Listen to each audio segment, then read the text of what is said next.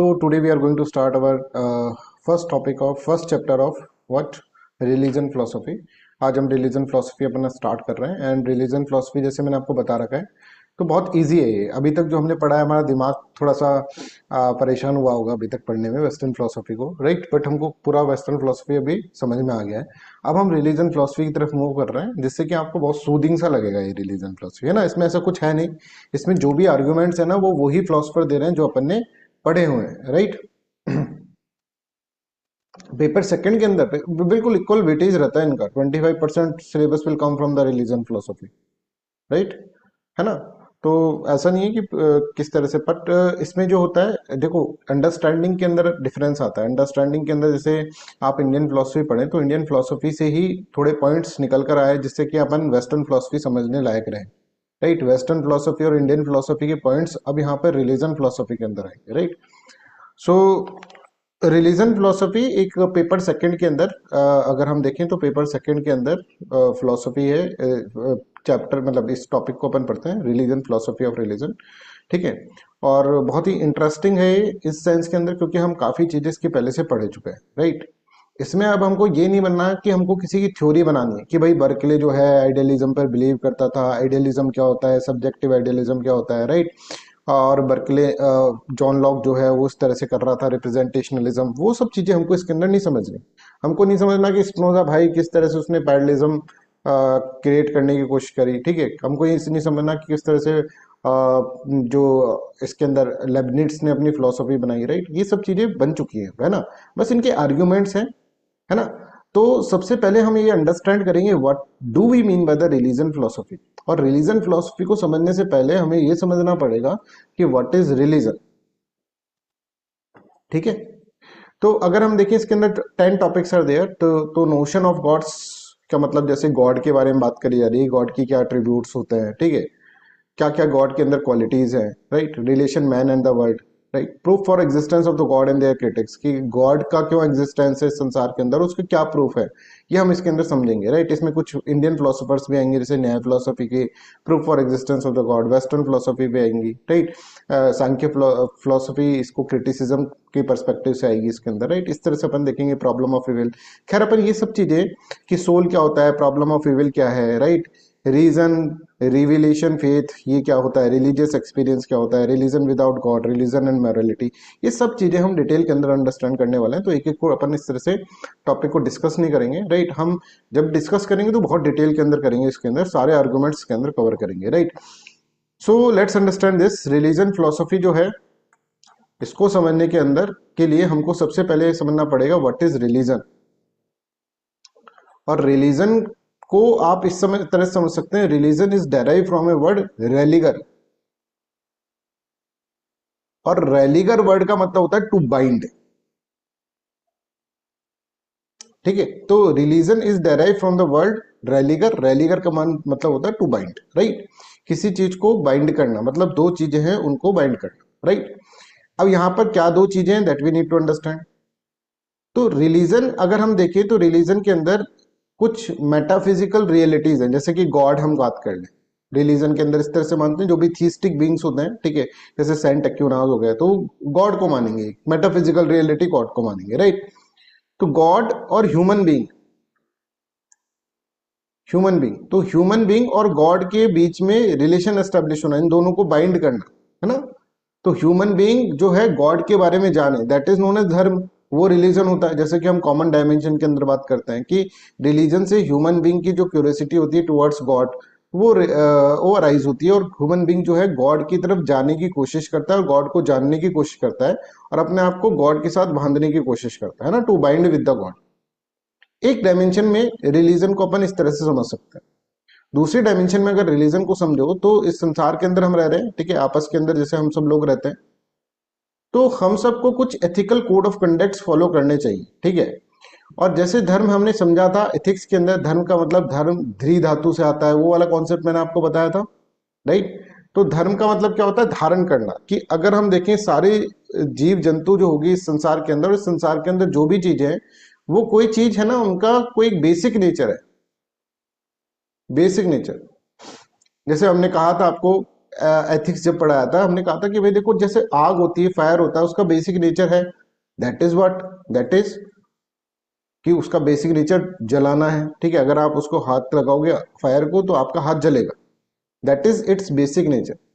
पानी का basic nature क्या है? वाटर का, टू क्विंच द थ्रस्ट।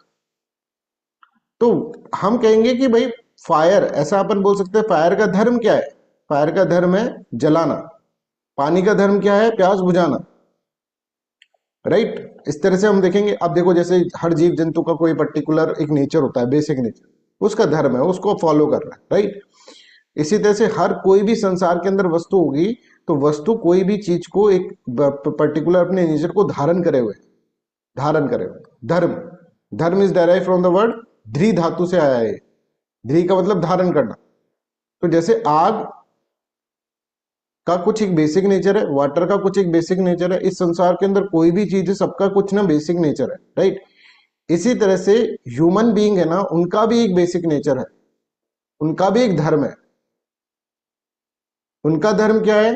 ऐसा लिखा है किताबों के अंदर, है ना, जो भी रिलीजियस टेक्स्ट है उसके अंदर ये लिखा हुआ है कि ह्यूमन बीइंग का धर्म हम बताएं क्या है।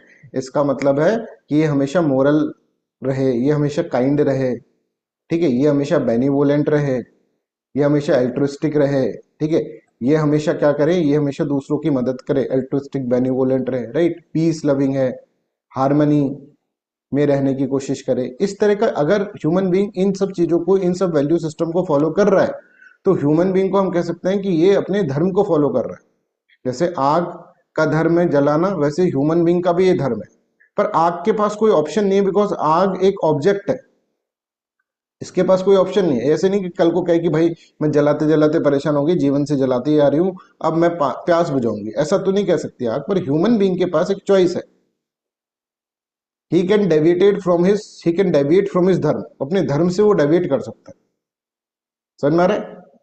तो यहां पर जब हम अपने धर्म से डेविएट कर देंगे, मतलब क्या हो गया कि हम इन वैल्यू सिस्टम को जब हम फॉलो नहीं कर रहे हैं, तो फिर हम अधार्मिक हो गए। हम कह सकते हैं कि ये अधार्मिक की तरफ चला गया। ठीक है, I hope this is clear. तो धर्म का मतलब एक ये भी होता है, धर्म का मतलब होता है टू बाइंड, बाइंड करना। बाइंड करना मतलब एक तो गॉड हो गया और एक ह्यूमन बीइंग हो गया, तो इन दोनों को क्या है, एक तरह से बाइंड करना है ना। ह्यूमन बीइंग गॉड के बारे में जाने। ठीक है, दूसरा एक और चीज है कि ह्यूमन बीइंग और ह्यूमन बीइंग को बाइंड करना। ये कैसे बाइंड करेंगे? जब एक ह्यूमन बीइंग दूसरे ह्यूमन बीइंग के साथ एथिकल डायमेंशन में रहेगा। एथिकल डायमेंशन का मतलब क्या हो गया? अपने धर्म के अनुसार रहेगा, तो इनके बीच में प्यार बढ़ेगा, इनके बीच में जो बॉन्ड होगा वो बढ़ेगा।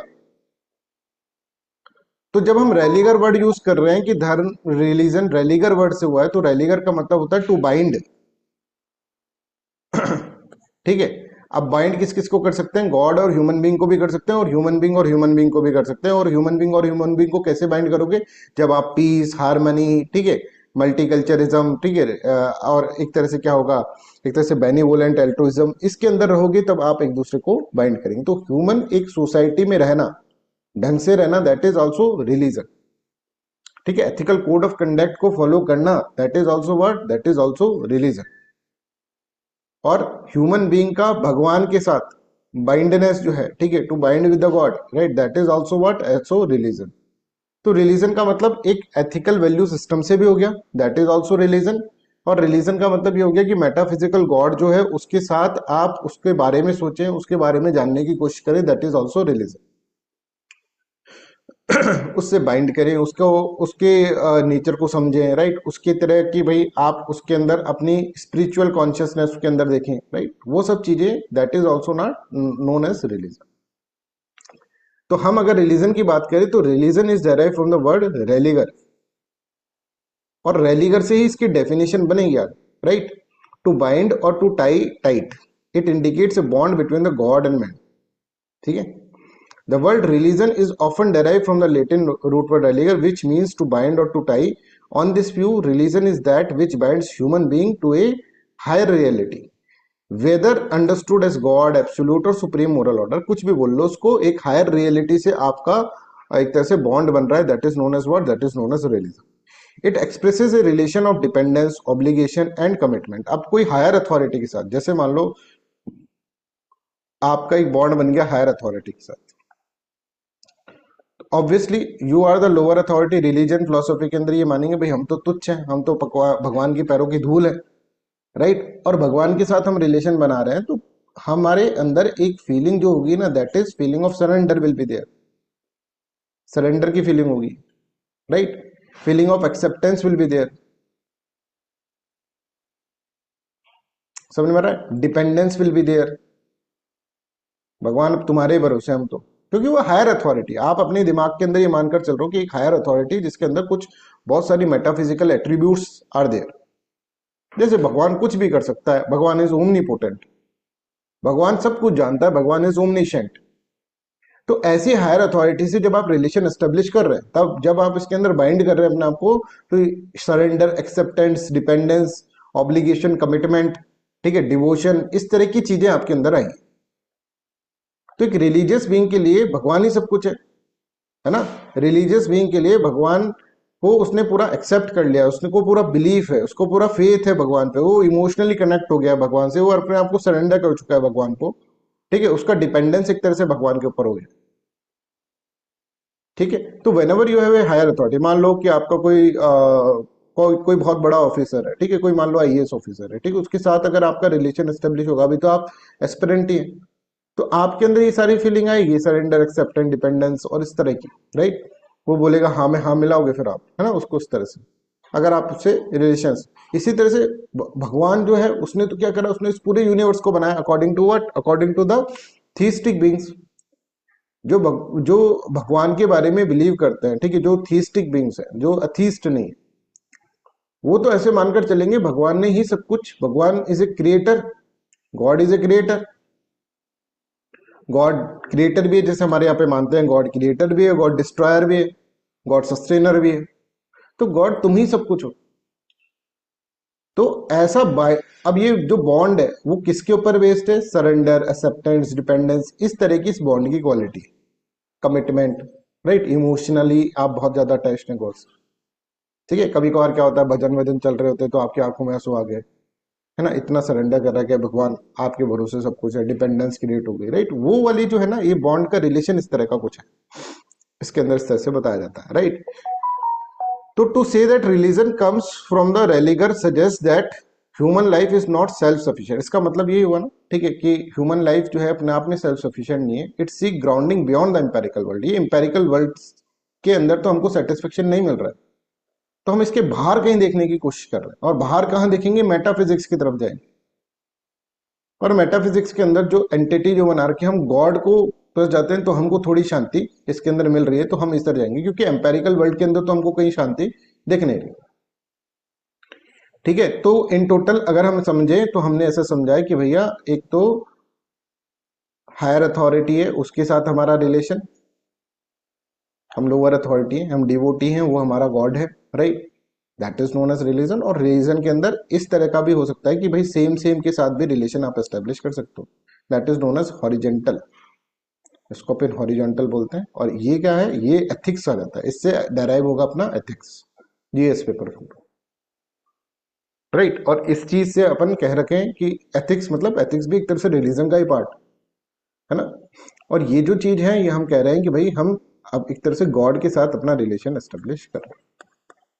तो एक हम इसके अंदर समझेंगे कि ऐसे होता है ह्यूमन डिवाइन रिलेशन, है ना, ऐसे बोलते हैं इसके ह्यूमन डिवाइन रिलेशन। बताओ हॉरिजेंटल होगा कि वर्टिकल होगा, जल्दी बताओ। वर्टिकल होगा, राइट। और एक ह्यूमन ह्यूमन रिलेशन और individual individual relation, that is on the basis of moral, है ना, that is horizontal. I hope this is clear. तो to say that religion come from religare suggest that the human life is not self sufficient, it seeks grounding beyond the empirical world. Religious practices, prayer, worship, rituals, vows are seen as a ways of binding oneself to this transcendental source। हम उसका कैसे connect कर पा रहे हैं उससे, पूजा करके उसकी, है ना, भगवान के भजन करके, राइट, उसके कुछ रिचुअल्स जो है वो फॉलो करके। तो ये सब इंपॉर्टेंट बन जाता है रिलीजन के अंदर, क्योंकि इससे ही आपका कनेक्शन बन रहा है। This are the tools, religious practices are the tools which connect you to your God, right, are seen as a ways of binding one self to the transcendental source. Problem हो गया net में?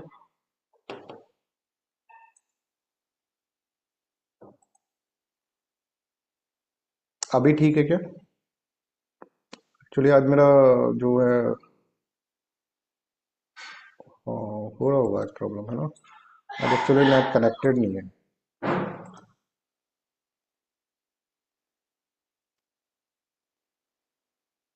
आज मैंने अपने पड़ोसी का net connect कर रखा है एक्चुअली। आज मेरा नेट डाउन है थोड़ा।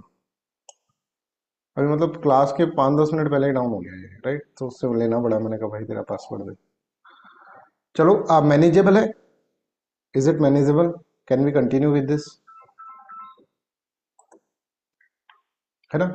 आज आज के लिए आप थोड़ा सा देख लीजिएगा, राइट? वैसे मैंने उसको बोल दिया है नेट वाले को, ठीक है, तो वो कर देगा सही। हो सकता है क्लास के बीच में सही हो जाए, राइट? तो I hope this is clear to every, या फिर एक बार मैं देख लेता हूँ, just give me minute, break हो गया तो।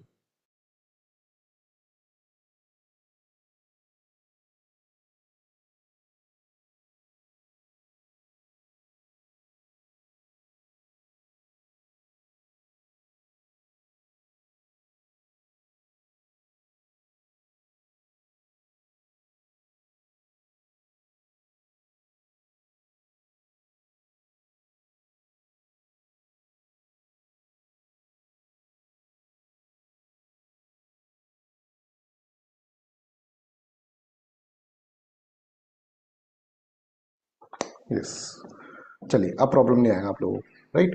तो I hope this is clear to everyone, यहां तक सबको समझ में आ रहा है, राइट? तो हम क्या समझे इससे? दस religion is not merely believe in. अब ये कहीं पूछा नहीं जाएगा, बस एक अंडरस्टैंडिंग हम बना रहे हैं ना, एक इंट्रोडक्शन कर रहे हैं, व्हाट इज रिलीजन। रिलीजन को समझेंगे, फिर हम समझेंगे what is religious philosophy. Religious philosophy का मतलब क्या होता है, तो हम ये समझेंगे। कुछ डेफिनेशन हम इसके अंदर पढ़ेंगे, तो एक अंडरस्टैंडिंग हमारी बनेगी। कोई तुमसे पूछेगा नहीं कि रिलीजन का मतलब क्या होता है, रेलीगर वर्ड का मतलब क्या होता है, ऐसा नहीं पूछेगा, राइट?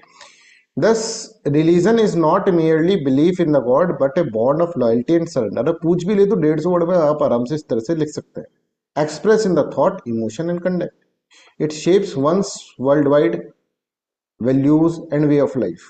ठीक है? Understanding religion as a religion highlights the central function to connect finite human being with an ultimate unifying principle that gives life meaning, direction and obligation. इस तरह से हम रिलीजन के बारे में इसमें समझ सकते हैं, ठीक है? अब हम उसकी और डेफिनेशन बनाने की कोशिश करते हैं। ये तो हमने रैलीगर वर्ड को समझा है ना, religion is derive from the religare word. ये क्या हुआ, ये अपन ने इसके अंदर अंडरस्टैंड करा। अब इसकी डेफिनेशन बनाने की कोशिश करते हैं। अगर मान लीजिए बहुत सारे ऐसे लोग हैं, रिलीजन क्या है, कलेक्टिव सिस्टम, ठीक है, जो कि कोई बिलीव करते हैं। मान लो कि आप जैसे कृष्णा के ऊपर बिलीव करते हैं, मान लॉर्ड कृष्णा के ऊपर बिलीव करते हैं बहुत सारे लोग, ठीक है? तो एक शेयर्ड बिलीफ सिस्टम होना चाहिए रिलीजन के। एक सोसाइटी टाइप का होना चाहिए, सोशल कोहेरेंस होना चाहिए, ठीक है? कोई ऐसी चीज होनी चाहिए जिसके अंदर देखो रिलीजन की क्या क्या क्वालिटी, मतलब डेफिनेशन के अंदर क्या क्या पॉइंट्स इसके अंदर आएंगे। एक तो shared believe is very important, एक सोशल कोहेरेंस, ठीक है? एक super natural reality should be there. Religion के अंदर ये बड़ा इंपॉर्टेंट होता है, super natural reality. It can be what, it can be your सगुण और निर्गुण। निर्गुण भी हो सकता है, सगुण भी हो सकता है, राइट? कुछ रिचुअल्स होने चाहिए, कुछ प्रिंसिपल्स होने चाहिए, कुछ एथिकल कोड ऑफ कंडक्ट्स होने चाहिए, कुछ मोरल ऑर्डर्स होने चाहिए। All this will become the make the religion definition, ठीक है? ये सबको अगर हम लिख देंगे एक साथ, तो that is known as what, that is known as religion. Rituals, values, code of conduct, shared believe, social coherence, supernatural reality, है ना, प्रिंसिपल्स, ये सब चीजें होते हैं, तो that is known as what, religion. तो इसकी डेफिनेशन अगर हम बनाने की कोशिश करें, तो डेफिनेशन क्या होगी? Is a system of social coherence grounded in the shared belief in the attitude, directed towards an unseen being, supernatural reality, divine principle, highest truth or the moral order. It integrates rituals, values, code of conduct that guides individual behavior and unify the community. ठीक है? I hope this is clear. तो this is one definition of the religion की religion की क्या definition है। अब बहुत सारे फिलोसफर्स आगे जब हम पढ़ेंगे टॉपिक्स के अंदर, तो डिफरेंट डिफरेंट टाइप की इसके डेफिनेशंस देने की कोशिश करेंगे, ठीक है? डिफरेंट डिफरेंट तरीके से गॉड को एक्सप्लेन करने की कोशिश करेंगे, ठीक है? स्टार्टिंग में अभी इसका इंट्रोडक्शन है ना, थोड़ा सा बोरिंग चलेगा, इसके बाद फिर हम जब टॉपिक के आएंगे तो topics are very very interesting, ठीक है। Definition number 2, religion is a conceptual system that provides an interpretation of the world. World का इंटरप्रिटेशन, कि भाई हमारी क्यूरियोसिटी वर्ल्ड कहां से आया, हु क्रिएटेड दिस वर्ल्ड, इस वर्ल्ड में ऐसा ही सिस्टम क्यों है, and the place of human being in it, कि और हमारी इसके अंदर क्या भूमिका है ना, हमारा स्पिरिचुअल अवेकनिंग करने के लिए ये religion is very important. How life should be lived, कैसे होना चाहिए, given that interpretation and expresses this interpretation lifestyle in a set of rituals, institution and practices, that is known as what, that is known as religion, ठीक है। तो मतलब religion को हम समझ गए कि कॉमन शेयर्ड बिलीव है, जिसके अंदर हम क्या समझ रहे हैं, हमारा कोई कोड ऑफ कंडक्ट होगा, इसके अंदर कोई हमारा एक तरह से शेयर्ड बिलीव और एटीट्यूड होगा, किसकी तरफ, कोई अनसीन रियलिटी की तरफ, कोई सुपर नेचुरल रियलिटी की तरफ, कुछ कोई डिवाइन रूल्स होंगे, प्रिंसिपल्स होंगे जिसको हम फॉलो करते होंगे in the form of rituals, value systems, है ना, कोड ऑफ कंडक्ट, इस तरह से जो होंगे, that is known as what, religion. Religion हमको ये भी सिखाता है कि हमें हमको अब जीवन दे दिया भगवान ने यहाँ पर, ठीक है, मान लो आप रिलीजियस भी हैं तो आप कहेंगे भगवान ने हमको बना दिया, पर अब हमको इस जीवन में कैसे रहना चाहिए ये कैसे हमको पता चलेगा, तो हमको रिलीजन को समझना पड़ेगा, उसको फॉलो करना पड़ेगा कि हमको किस तरह से लाइफ को जीना है, क्या रिचुअल्स को फॉलो किया है, what to do what not to do, ठीक है, किस चीज को हमको प्रैक्टिस करना है, किसको नहीं प्रैक्टिस करना है, राइट। ये सब चीजों का अगर हम देखें solution that is there in the religion, ऐसा रिलीजियस बीइंग मानता है। तो ये तो हमने कुछ बातें कर ली रिलीजन के बारे में। नाउ अब हम अपने टॉपिक पर आते हैं, टॉपिक तो नहीं बट हम ये समझते हैं कि what is religion philosophy, right. Religion के अंदर तो हमने देखा acceptance is there, belief is there, commitment is there, devotion is there, ठीक है, emotion is there, faith is there, A B C D E F, right, surrender is there, ठीक है, ये सब चीजें इसके अंदर होती है। हम रिलीजियस बीइंग तो ऐसे मानकर चलते हैं भगवान है, भगवान ने जो कहा है वो सच, अल्लाह ने जो कहा है, ईश्वर ने जो कहा है, जो भी आप मानते हैं उसने जो भी कहा है वो है। रिलीजियस टेक्स्ट में जो लिखा है उसको इमोशनली इतना हो गया, वो इतना सरेंडर है, इतना डिवोटेड है, ठीक है, इतना एक्सेप्ट उसने कर लिया है कि वो उसके अंदर ही रहेगा, भगवान ने कह दिया तो हाँ भाई उसको सच मान लेगा, आउट ऑफ इमोशंस वो उसको चीजें कर देगा। इसके अंदर जब भी एक रिलीजियस बीइंग को अगर हम देखेंगे तो रिलीजियस बीइंग के अंदर कहीं भी ऑब्जेक्टिविटी नहीं होगी, what is saying is out of emotion, है ना। वो उसके ऊपर लॉजिक और ये सब कहेगा कि भाई लॉजिक को साइड में रखेंगे तभी हम भगवान को समझ सकते हैं, तर्कों में भगवान नहीं समझ सकते, तर्क को साइड में रखो तब तो भगवान समझे।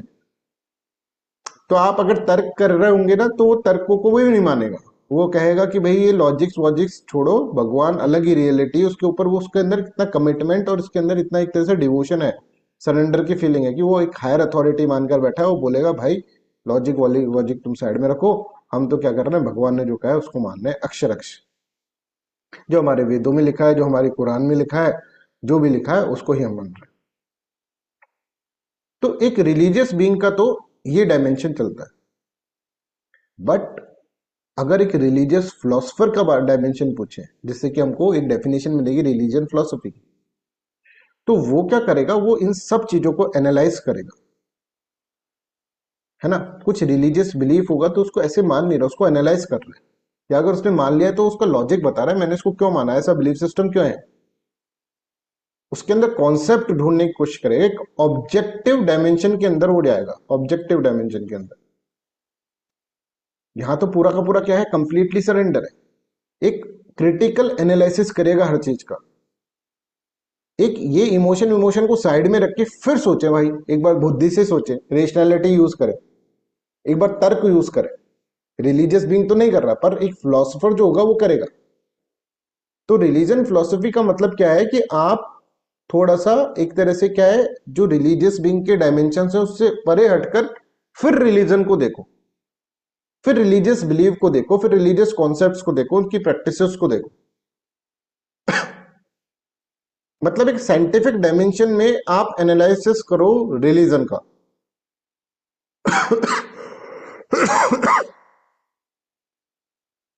ठीक है, ऐसा नहीं कि फेथ के अंदर रह के कर रहे हो, इमोशन के अंदर रह के कर रहे हो, फिर तो आपको सब जगह भगवान ही भगवान करेगा। एक न्यूट्रल स्टैंड पॉइंट लेकर फिर आप बातचीत करो, एक न्यूट्रल होना चाहिए, फेयर स्टैंड पॉइंट होना चाहिए, आउट ऑफ इमोशन नहीं बोलेगा, एक लॉजिकल होना चाहिए, ठीक है, that should be more objective, that should be consistent ऐसा एनालिसिस अगर हम रिलीजन का करें तो that is known as what, that is known as religion philosophy, जो कि हम इसके अंदर करेंगे, जो कि आपको पहला टॉपिक अभी स्टार्ट करेंगे, बस 5-6 मिनट 5-10 मिनट्स के अंदर स्टार्ट करने वाले हैं। तो हमको ये समझ में आ जाएगा कि भाई क्या है कि रिलीजन फिलोसफी जो है वो किस तरह से वर्क कर रही है। रिलीजन फिलोसफी ऐसे नहीं करना चाहती कि भाई आउट ऑफ आपने इमोशन कह दिया, आउट ऑफ सरेंडर कह दिया, डिवोशन कह दिया, भाई हायर अथॉरिटी भगवान के बारे में तो ऐसे ही कहेंगे। ऐसा नहीं करना चाहती रिलीजन। रिलीजन फिलोसफी कहती है तो रिलीजियस बीइंग का काम, वो तो भाई मानकर बैठा है कि भगवान है और भगवान ही सर्वशक्तिशाली सर्वशक्तिमान है, जो भगवान ने दे दिया वही हमारी किस्मत में लिखा है। वो सब चीजें उसने उसके अंदर सोच लिया कि हमको तो भगवान की भक्ति करनी चाहिए बस, बाकी सब काम जो है भगवान अपने आप संभालेगा, भगवान तुम्हारे ही सहारे है, ये सब। पर religious philosopher will see like that कि भाई कि हमको एनालिसिस करना चाहिए रिलीजियस बिलीफ का, हमको एनालिसिस करना चाहिए रिलीजियस फेथ का, हमको एनालिसिस करना चाहिए रिलीजियस प्रैक्टिस का, इसके पीछे क्या लॉजिक है ना, हमको ऑब्जेक्टिवली इसको करना चाहिए। तो अगर कोई रिलीजियस बीइंग भी अगर रिलीजियस फिलोसफर बोलेगा तो अपनी फेथ के बारे में वो एक तरह से क्रिटिकल इवेल्युएशन करके बताएगा कि भाई ये मेरा फेथ इसलिए है, लॉजिक देकर बताएगा।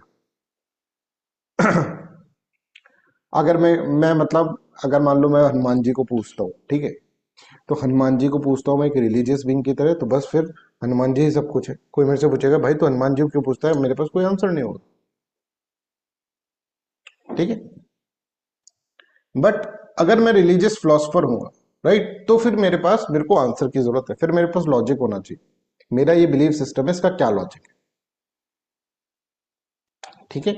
तो रिलीजियन फिलोसफी का मतलब क्या हो गया, न्यूट्रलिटी, कि आप अपने इमोशंस को साइड में रख के ऑब्जेक्टिवली न्यूट्रलिटी, एक लॉजिकल पॉइंट ऑफ व्यू से, एक रेशनलिटी के थ्रू कुछ रीजंस को यूज करके, है ना, एक कंसिस्टेंट अप्रोच के अंदर रिलीजन को देख रहे हैं, then it is known as religious philosophy. I hope this is clear to everyone. Religious being और रिलीजियस फिलोसफी में क्या अंतर है ये मैं आपको इसके अंदर बता रहा हूँ। तो यहाँ पर देखो, religious philosophy analysis and evaluates religious belief, concept, practices within a general conceptual framework using detached and critical objectivity. It seeks to understand religion not from within a particular faith tradition but from a neutral philosophical standpoint. ठीक है। Its aim is to look at the religious belief and practices fairly, neutrally, thoughtfully, and to find out whether these ideas are meaningful, consistent, and reasonable. क्या ये ideas meaningful, consistent, and reasonable है? In this way, religious philosophy use logic and careful reflection to understand how religion works and what it means for the human life. Religion किस तरह से work करता है, उसका human life में क्या significance है, ये सब चीजें आप इसके अंदर समझ रहे हैं, लॉजिकली रीजनेबली आप समझने की कोशिश कर रहे हैं। The proper function of the philosophy of religion is to study religious belief in an open-minded and impartial spirit, out of emotion, out of surrender, believe, faith, इसको थोड़ा साइड में रखें और अपनी रेशनलिटी को तर्क लेकर आए फिर, राइट। तो हमको इसमें तर्क होगा कि भगवान का एग्जिस्टेंस क्यों है, तो उसमें तर्क दे रहे हैं कि भगवान इसलिए है, राइट, है ना। तो पहले टॉपिक से तुम्हें समझ में आ जाएगा इस डेफिनेशन का मतलब। The philosophical task is primarily one of criticism in the sense of careful analysis and evolution. कोई भी ऐसे रूढ़िवादी सिद्धांत नहीं होना चाहिए भाई रिलीजन के अंदर, कोई भी ऐसी चीज, रिलीजन अच्छी चीज है, ऐसे फिलोसफी ऑफ रिलीजन और रिलीजियस फिलोसफी रिलीजन को कोई क्या कर रही है, एक तरह से हटा नहीं रही है सिस्टम से, मीनिंगलेस नहीं बोल रही उसको रिलीजन, वो तो कंटेम्प्रेरी फिलोसफी बोलेगी, है ना।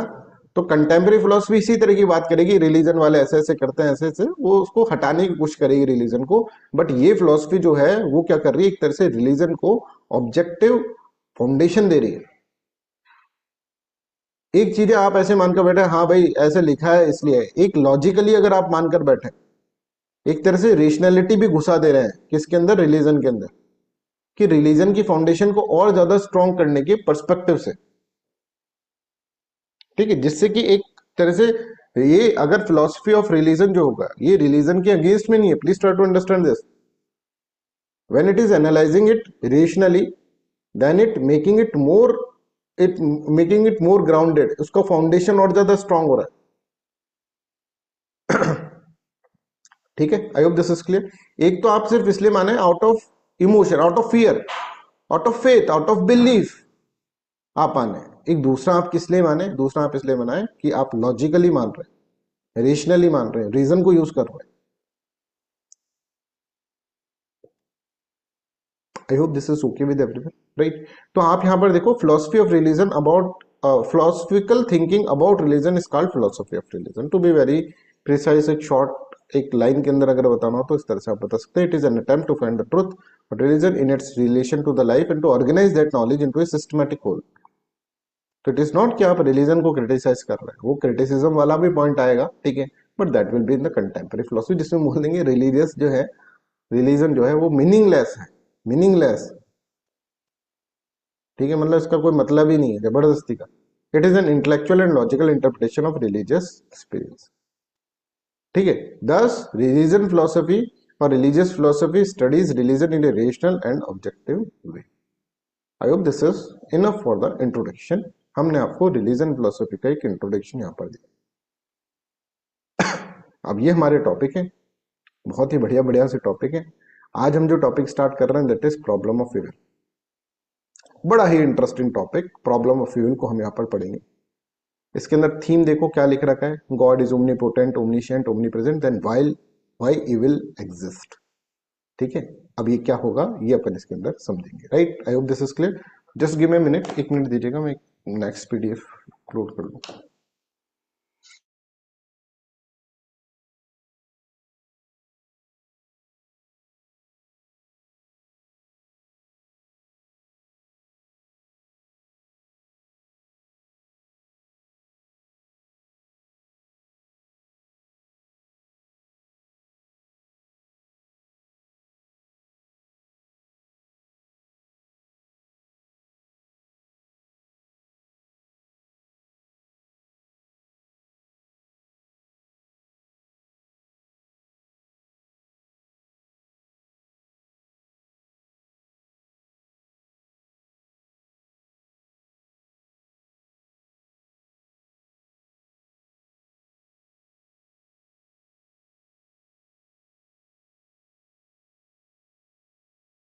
सो here we start our first topic that is problem of evil, ठीक है। प्रॉब्लम ऑफ इविल का पहला मतलब समझते हैं, what is this problem of evil. Theme में ये सब लिख रखा है, इसका मतलब क्या है ये अपन अंडरस्टैंड करते हैं, right. God is omnipotent, omniscient, omnipresent, then while evil exist, right. तो देखो, problem of evil is a question और is a challenge towards the what existence of a God, ठीक है। एक चैलेंज की तरह, एक प्रॉब्लम ऑफ इविल क्या है, तरह से चैलेंज है, राइट, जो कि थियोलॉजिस्ट को चैलेंज करा जा रहा है, राइट। तो यहां पर देखो बोल रहे हैं, हे भगवान आप ओमनीपोटेंट है।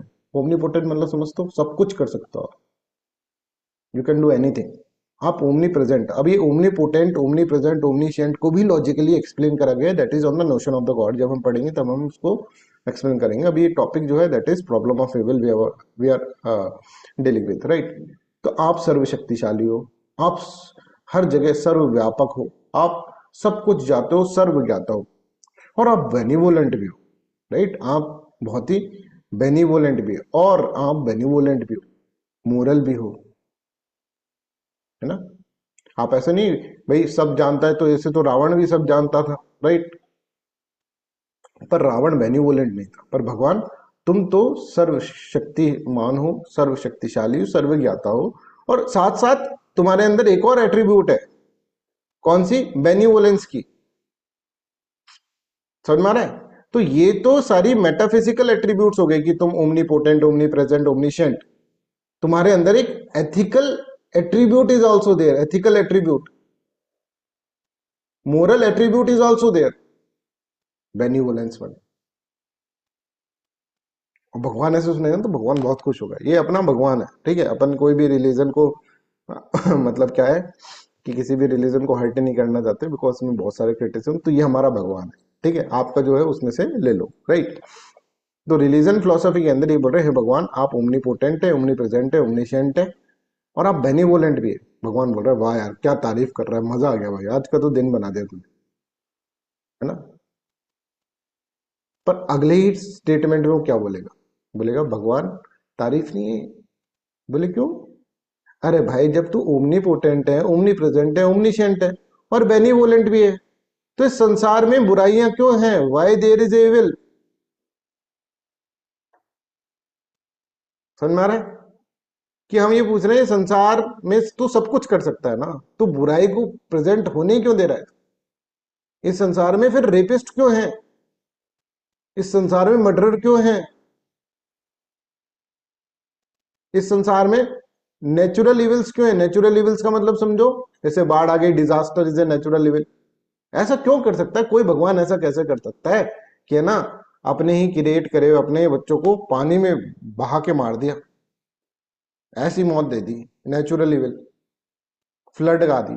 ऐसा कौन सा भगवान है जो भूकंप लाए, धरती फटी और सारे के सारे अंदर चले गए, बेचारे छोटे छोटे बच्चे तड़प तड़प के मर गए, उनके ऊपर पूरी की पूरी बिल्डिंग गिर गई? ऐसा कैसा भगवान?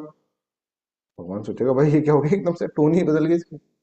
पहले तो बोल रहा है भगवान आया ओमनी पोटेंट, ओमनी प्रेजेंट, ओमनीशिएंट, अब ऐसा बोल रहा है तू बेनिवोलेंट भी है, मैं तो बड़ा खुश हूँ। आप बोल रहे फिर बता एक बात कि तू प्रॉब्लम ऑफ इविल क्यों है? Why there is evil? कि जब तेरे पास मेटाफिजिकल एट्रीब्यूट भी है ना, आराम सुनो मस्ती से, बिल्कुल मस्त होकर सुनो, कोई दिक्कत नहीं है। राइट, रिलीजन फिलोसफी में कोई भी दिक्कत नहीं आएगी। अभी तक जो दिमाग का दही करना था वो कर दिया वेस्टर्न फिलोसफी ने, अब कोई दिक्कत नहीं आनी। ठीक है, और मैं जब ऐसे बोल रहा हूँ ना, वो ठीक है कॉम्प्लेक्स था मैं मानता हूँ, पर अपन को समझ में आ गया है। ये भी तुमको मानना पड़ेगा कि आपको बर्कले बोले तो बर्कले पे आप अब कुछ भी लिख सकते हो।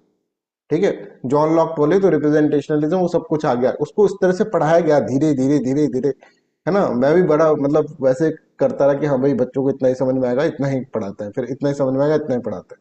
मेरे को बड़ा रुक रुक के पढ़ाया, पर उसको हमने एक तरह से क्या कर लिया, उसको हमने पूरा का पूरा अपने दिमाग के अंदर डाल लिया, और अभी अपन उसके ऊपर और भी एक्सरसाइज करेंगे। जैसे आप लोग अपन एक जॉन लॉक के ऊपर करा था, ठीक है, तो बर्कले और ह्यूम के ऊपर भी हम डिस्कशंस करेंगे। प्लस मैं इसके अंदर और भी चीजें करूंगा, अभी मैं बोलूंगा नहीं आपको, फिर वो हो नहीं पाती तो फिर मेरे को बुरा लगता है ना, मैं खुद परेशान हो जाता हूँ।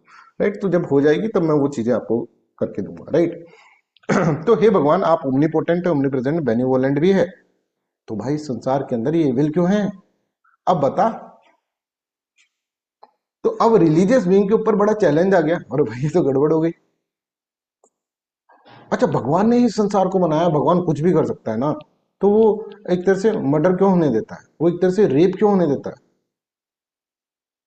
राइट, भगवान आ जाता, देवी माता आ जाती और फिर बचा लेती। वो तो ओमनीपोटेंट है, ओमनी प्रेजेंट है, ओमनीशिएंट है, और दूसरी मजे की बात है कि वो बेनिवोलेंट भी है, फिर भी प्रॉब्लम ऑफ विलेज है। क्यों इस संसार के अंदर इतने सारे फ्लड, अर्थक्वेक और ये लाने का क्या मतलब है भगवान? भाई भगवान बताना यार, तू क्यों कर रहा है यार ऐसा?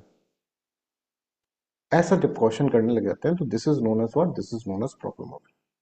ठीक है, तो सबसे पहले ये प्रॉब्लम ऑफ इविल वाला क्वेश्चन जो था ना, वो एपिक्यूरस ने उठाया था। एपिक्यूरस एक वेस्टर्न फिलोसफी है, जो कि हमारा चारवाक की तरह समझ लो आप। ठीक है, जो कि भगवान पे बिल्कुल बिलीव नहीं करता, उसको क्रिटिसाइज करेगा, ठीक है, भगवान को हर तरह से। तो उसने ही ये क्वेश्चन उठाया था, that is known as Epicurus dilemma, Epicurean dilemma, तो सॉरी एपिक्यूरियन ट्रिलेमा। अब वो क्या है वो आगे चलकर अपन पढ़ेंगे, पहले अपन यहाँ पर देखें कि according to theologies God possessed both metaphysical and ethical attributes. Metaphysical attributes means God assumes omnipotence, omniscience, and omnipresence. Well, ethical attribute means God is infinitely moral, perfectly good, and absolutely benevolent. ये जब हैं, ठीक है, attributes हैं ethical भी और metaphysical, तो फिर ये क्वेश्चन आता है, the problem of evil arises when this attributed are placed alongside the undeniable fact, कि ये फैक्ट कि that evil exist in this world, इनको जब साथ में रखते हैं कि भाई फिर इविल क्यों है? यहां से if God is all powerful, अगर गॉड बड़ा पावरफुल है, he can prevent evil. If he is all knowing, he is aware of all evils. ऐसा नहीं था कि यार प्रिवेंट को मेरे को पता नहीं चला, नहीं मैं रोक लेता, भाई इसको पता भी है ना। ओमनी पोटेंट है तो उसके साथ साथ ओमनीशिएंट भी, उसको पता भी है कहां पर क्या होने वाला है, एंड इज परफेक्ट, और वो परफेक्टली गुड भी है। हमारी ये भावना है कि मेरे को सब पता है ना, और मैं बहुत सर्वशक्तिमान, मेरे को सब पता है कब क्या होने वाला है, और मैं बेनिवोलेंट भी हूं, मैं कुछ गलत किसी के साथ होने भी नहीं हुआ तो मैं तो कर दूंगा काम। भगवान क्यों नहीं कर रहा? इसका मतलब कहीं ना कहीं गड़बड़ है। इसका मतलब या तो वो ओमनीपोटेंट नहीं है, या वो बेनिवोलेंट नहीं, अगर ओमनीपोटेंट नहीं हुआ तो भी रिलीजियस डायमेंशन तो लगेगा, ऐसे भगवान को क्या पूछ रहे हो जो इसमें शक्ति नहीं है। और अगर बेनिवोलेंट नहीं हुआ तो रिलीजियस डायमेंशन बहुत बुरी तरह से हिल गई। ऐसा भगवान जो कि मेलीवोलेंट है, जो कि क्या है, जो कि खराब आदमी है, उसको क्या पूछना फिर। शक्तिशाली है पर खराब है, ठीक है। Yet we find pain suffering injustice. कभी कभार हम देखते हैं कि इतना इनजस्टिस हो जाता है ना, एक परिवार के साथ इतना इनजस्टिस हो गया, किसी दूसरे परिवार ने इनजस्टिस कर दिया, वही जा रहा है वही जा रहा है, समझ में आ रहा है। तो ऐसा कैसे कर सकता है भगवान, जब तो ओमनी पोटेंट है, ओमनी प्रेजेंट है, ओमनीशिएंट है और बेनिवोलेंट भी है। अगर बेनिवोलेंट नहीं होता तो मान लेते, नेचुरल डिजास्टर आ रहा है, moral wrong doings in the human life. Thus, the central question becomes, how can such a God create or permit it? This is the problem of, एक प्रॉब्लम आ गई ना, प्रॉब्लम ऑफ इविल। ये अपने topic की understanding. अब भाई religious being के लिए बड़ी खतरनाक बात हो जाएगी यार। अब देखो लॉजिक चल रहा है, अब यहाँ पे ऐसे नहीं भगवान मान लिया, भगवान ने जो दिया वो मान लिया, नहीं। अब ऐसे कह रहे हैं कि भगवान ओमनी पोटेंट है, ओमनी प्रेजेंट है, ओमनीशिएंट है और बेनिवोलेंट भी है, तो फिर प्रॉब्लम ऑफ इविल क्या है, फिर क्यों इस संसार के अंदर दुख है। कि भाई तूने जब ये अपनी रचना बनाई है ना, तो फिर तूने ऐसी दुनिया क्यों बनाई कि दुनिया बनाने वाले क्या तेरे मन में समय, तूने काहे को दुनिया बनी। और उस इस गाने को सुनोगे ना तो इस पे भी यही क्वेश्चन है, ये गाने के अगर लिरिक्स सुनोगे ना, है ना, तो इसके अंदर भी यही क्वेश्चनिंग है प्रॉब्लम ऑफ इविल का है। एक बार कल एक काम करना, इस गाने के लिरिक्स पढ़ कर आना सारे, ठीक है। तो फिलोसोफर्स और थियोलॉजियंस, ठीक है, उन्होंने अब उनके उनके इनका काम बढ़ गया, उन्होंने कहा भाई इसको तो बचाना पड़ेगा, कुछ कुछ करना पड़ेगा, भगवान को बचाना पड़ेगा, ऐसे तो भगवान को ही खत्म कर देंगे, राइट। तो इन्होंने क्या करा, इन्होंने फिर फिलोसफी स्टार्ट करी अपनी, राइट। और इस फिलोसफी को कि भगवान जो है इविल होते हुए भी भगवान को किस तरह से ओमनीपोटेंट ओमनी प्रेजेंट रखें हम, और ओमनीशिएंट रखें और बेनिवोलेंट रखें, राइट। उस चीज को हम थियोडीसी बोलते हैं, ठीक है, इस चीज को हम थियोडीसी बोल रहे हैं। तो यहां पर देखो, अगर हम यहां पर देखें तो philosophers and theologians have reasoned that why would why would a being who is all benevolent, omnipresent and omniscient cause, allow or permit evils? This exercise of finding God's reason, कि क्या गॉड का reason होगा कि उसने evil को permit कर दिया, is known थियोडीसी।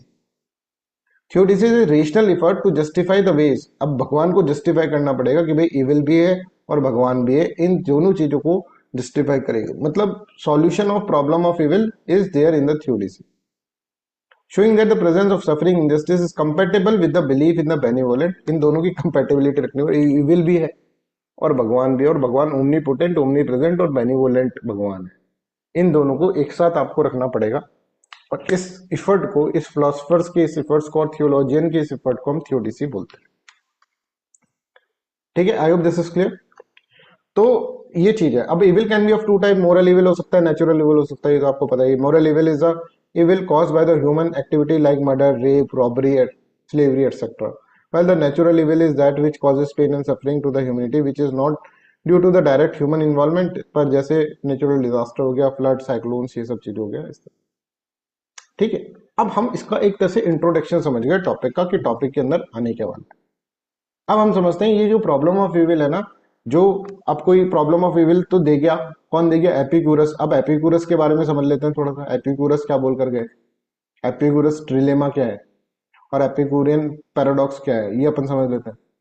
फिर हम समझेंगे एक एक करके फिलोसफर्स को किस तरह से वो भगवान को बचाने की कोशिश करेंगे, है ना। बताओ, भगवान को बचाने की एक तरह से नौबत आ गई, राइट। जो भगवान हमको बचाता है उसको एक तरह से आर्ग्यूमेंट से हमको बचाना पड़ेगा, अदरवाइज तो ये तो बड़ा ही लॉजिकल फॉल्ट हो जाएगा, राइट। तो एपिक्यूरस क्या बोलते हैं ये अपन इसके अंदर समझते हैं पहले। Epicurus is a atheist. वो उन्होंने यहां से ही प्रॉब्लम ऑफ इविल आई, मतलब एपिक्यूरस ने जो चीज उठाई थी ना, उसको ह्यूम लेकर आ गए। ह्यूम ने उसको सोसाइटी में इस तरह से प्रेजेंट करा कि प्रॉब्लम ऑफ इविल जनरेट। खैर हमें यहाँ पे ह्यूम के बारे में ना पढ़ के हम जो एपिक्यूरस की प्रॉब्लम है, एपिक्यूरस ने क्या बोला, ये अपन इसके अंदर समझते हैं। तो now we are dealing with what, now we are dealing with the Epicurus. Epicurus और एपिक्यूरस का एक ट्रिलेमा, डिलेमा होता है ना, जैसे एक ट्रिलेमा। ट्रिलेमा क्या है, इस एपिक्यूरस का ही समझो। ये बोलते हैं देखो या तो भगवान है ना, बताओ, एबल है ना, एबल तो है, पर उसकी ना इच्छा नहीं हो रही है, विलिंगनेस नहीं है उसकी इविल को रोकने की। इविल को वो रोक तो सकता है, पर वो कह रहा है मैं क्यों रोकूं, वाई शुड आई, है ना। Just give me minute, Govind sir का कॉल आया है, डिस्कस।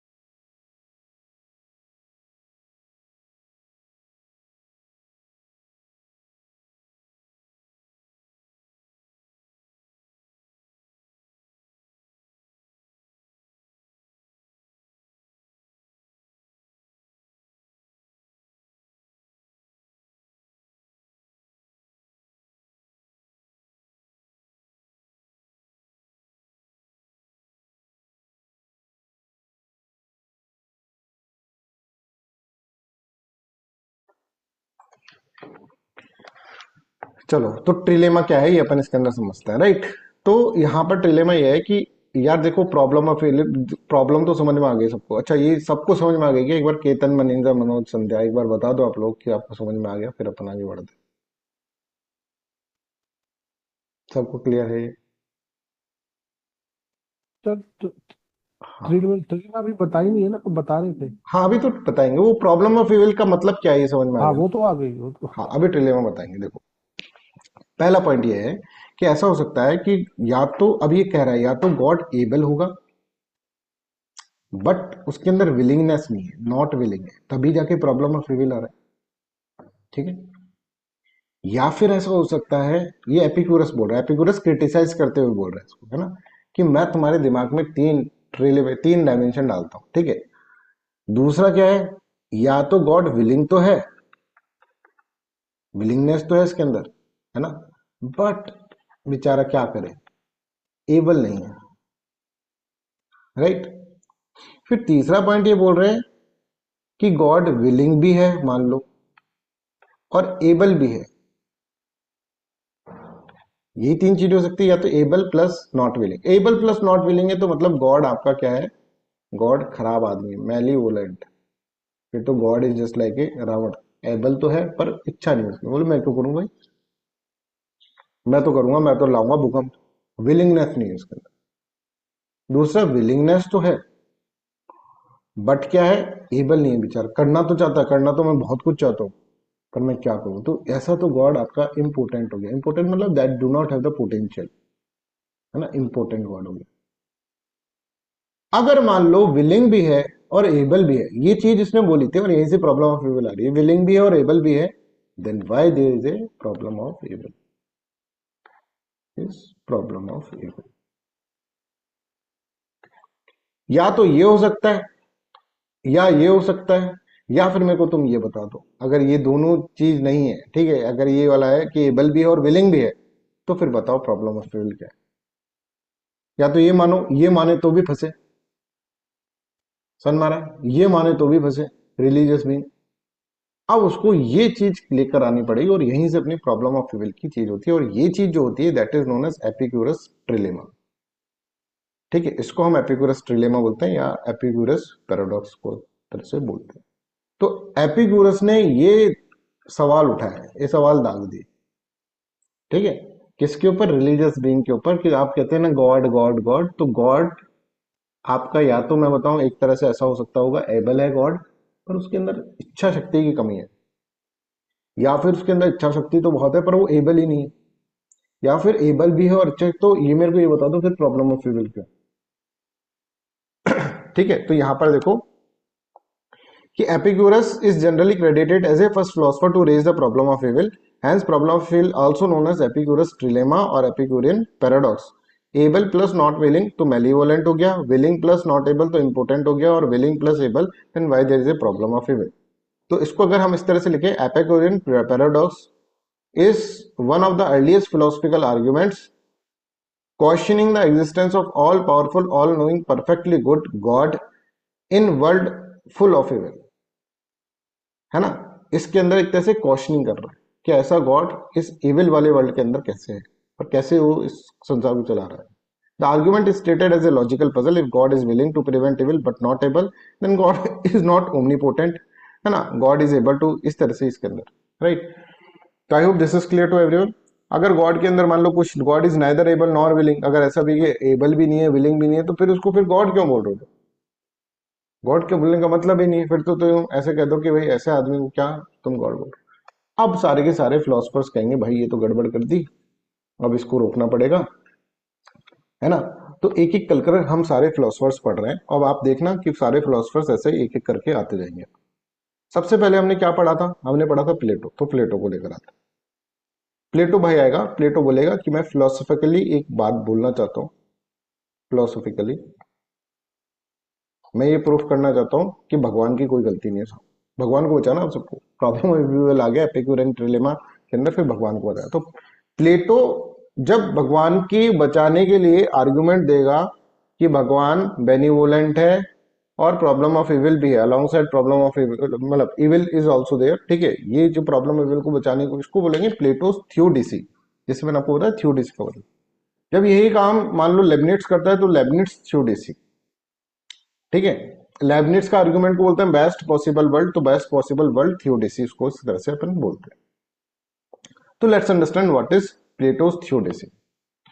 तो प्लेटो इस तरह से बोलते हैं कि भगवान बुरा नहीं है, इंसान बुरा है. भगवान की कोई गलती नहीं है, भगवान ठीक है हमारा, इंसान बेकार है. भगवान तो क्या है, एक परफेक्टली गुड है. आपने बोला था आइडिया ऑफ गुड, ठीक है, परफेक्टली गुड है. अच्छा, प्लेटो की थ्योरी अगर मैं तुमको याद कराऊं तो ऐसी कुछ थी, वर्ल्ड ऑफ आइडिया और वर्ल्ड ऑफ ऑब्जेक्ट, ठीक है. वर्ल्ड ऑफ आइडिया में यहाँ पे रहते हैं भगवान, गॉड सोल भी यहाँ पे रहती थी, राइट, याद है. और यहाँ पे ऑब्जेक्ट्स, बॉडी, ठीक है, फिर सोल रहती थी बॉडी के अंदर, राइट. इस तरह से अपन ने पढ़ा था. तो प्लेटो तो बोलता है कि भाई देखो, ये जो गॉड है ना, दैट इज परफेक्टली गुड, ये परफेक्टली गुड है यहाँ पे, क्योंकि ये वाली जो डायमेंशन है ना, ये जो चीज है world of idea, world of idea is perfect. यहाँ पे तो इविल होने का सवाल ही नहीं होता, यहाँ तो परफेक्टनेस में है सब चीज. दिक्कत कहाँ आती है? दिक्कत आती है इसके अंदर वर्ल्ड ऑफ ऑब्जेक्ट के अंदर. जब हम वर्ल्ड ऑफ ऑब्जेक्ट की बात करते हैं, then this evil arises. Evil यहाँ पर है, इविल यहाँ नहीं है, इविल यहाँ पर है. तो गॉड का नेचर तो भाई ऐसा है, गॉड इज परफेक्ट, परफेक्ट है, और ये इसका अपना नेचर ऐसा नहीं बदल लिया, आज बदल लिया इविल करके फिर वापस वैसे परफेक्ट बन जाते, नहीं. परफेक्ट है और अनचेंजिंग नेचर है इसका, परफेक्ट अनचेंजिंग बेनिवोलेंट नेचर इसका.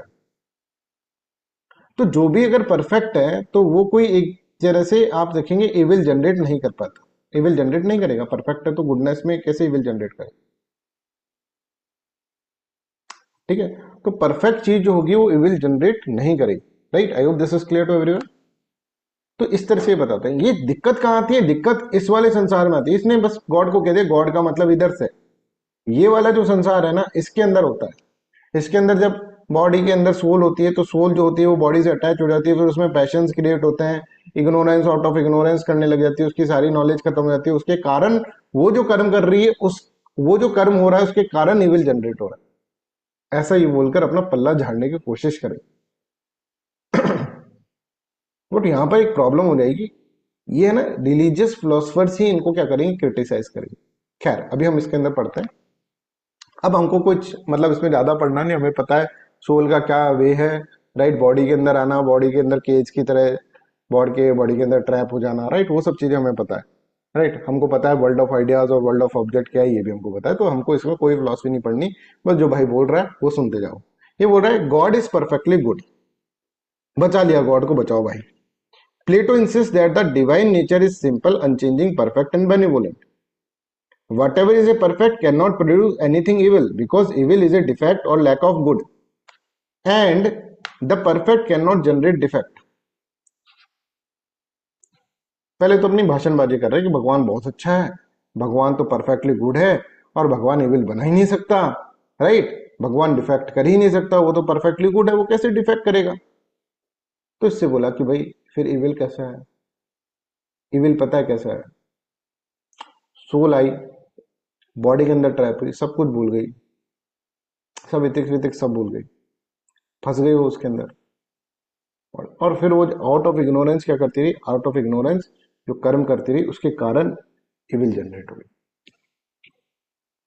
तो इसमें भगवान की तो कोई गलती नहीं, भगवान को मतलब उसने अलग ही कर दिया, राइट। तो यहाँ पे evil comes from the ignorance and soul's disorder, not from the God. In Plato's metaphysics evil arises from the human ignorance, misuse of the free choice, the inherent imperfection of the material. Material world है imperfect, तो उसमें perfect कुछ हो ही नहीं सकता, right. Evil is a result of creaturely limitation, not divine intention. Divine का intention नहीं था, एक लिमिटेशन है, क्योंकि इस वर्ल्ड ऑफ ऑब्जेक्ट के अंदर लिमिटेड वर्ल्ड ऑफ ऑब्जेक्ट है, इसके अंदर परफेक्ट है ही नहीं है, तो इसके अंदर रहोगे तो इविल तो जनरेट होके रहेगा, ऐसा ये कुछ बोल रहे हैं इसके। ये बोलते हैं प्रॉब्लम ऑफ इविल जो है, right, is present only in the empirical world, not in the world of ideas. World of ideas के अंदर नहीं है, एम्पेरिकल वर्ल्ड के अंदर है। Man in this world always found with his body, ठीक है, and it is this body which is responsible for evil. यही वो बॉडी है जो कि रेस्पॉन्सिबल है इविल के। तो गॉड तो अच्छा है, गॉड की कोई गलती नहीं, God being absolutely good can not be author of the evil, therefore the responsibility for evil lies with the human being only. In the empirical world, the soul is always united with the body. Plato holds that the body by its very nature is imperfect, है ना। Because of this inherent imperfection, the body becomes source of appetites, desire and passions that distract the soul from the reason and leads to the wrongdoing. इसके कारण वो क्या होता है, wrong doing के अंदर सोल फंस जाता है, ठीक है। Thus, when a person succumbs to bodily temptation or momentary pleasure, इसके अंदर जब होता है तो he deviates from the rational and the moral order and produces evil actions. तो इसमें भगवान की गलती क्या है, भगवान की तो कोई गलती ही नहीं है। Evil therefore does not originate from the God but arises from the human weakness, ignorance, attachment to the body desire. तो ऐसा कोई भगवान की गलती इसमें है नहीं। पर इन्होंने क्या करा, भगवान को थोड़ा अलग कर दिया, है ना, इस वर्ल्ड से थोड़ा दूर कर दिया, थोड़ा क्या पूरा ही दूर कर दिया। तो एक रिलीजियस बीइंग को तो क्या चाहिए, भगवान उसके पास में हो, जो इस संसार में रहता है, कम से कम उस संसार में भगवान का अस्तित्व तो हो, मतलब भगवान की कृपा तो हो उसके पास। एक फिलोसफिकल सॉल्यूशन हो सकता है, पर रिलीजियस बीइंग खुद ही इसको नहीं मानेगा। रिलीजियस बीइंग कहेगा भाई ऐसा कैसा गॉड, ऐसा गॉड कैसा जो हमको मतलब इविल हो रहा है और आराम से बाहर बैठा हुआ है। गॉड ने तो बनाया सब कुछ, God is creator of everything. ये जो फिजिकल वर्ल्ड बनाया है ये भी क्या है, ये भी एक तरह से गॉड ने ही बनाया।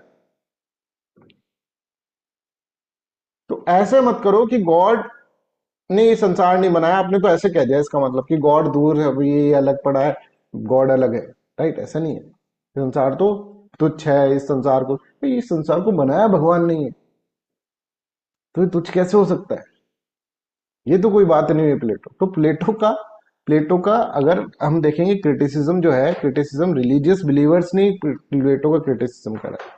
रिलीजियस बिलीवर को प्लेटो होता तो ऐसे बोलता भाई मैं तो तुम्हारी तो गॉड को बचा रहा था, अपन सब मिलके गॉड को बचा रहे, तो मेरे को क्रिटिसाइज करने लगे।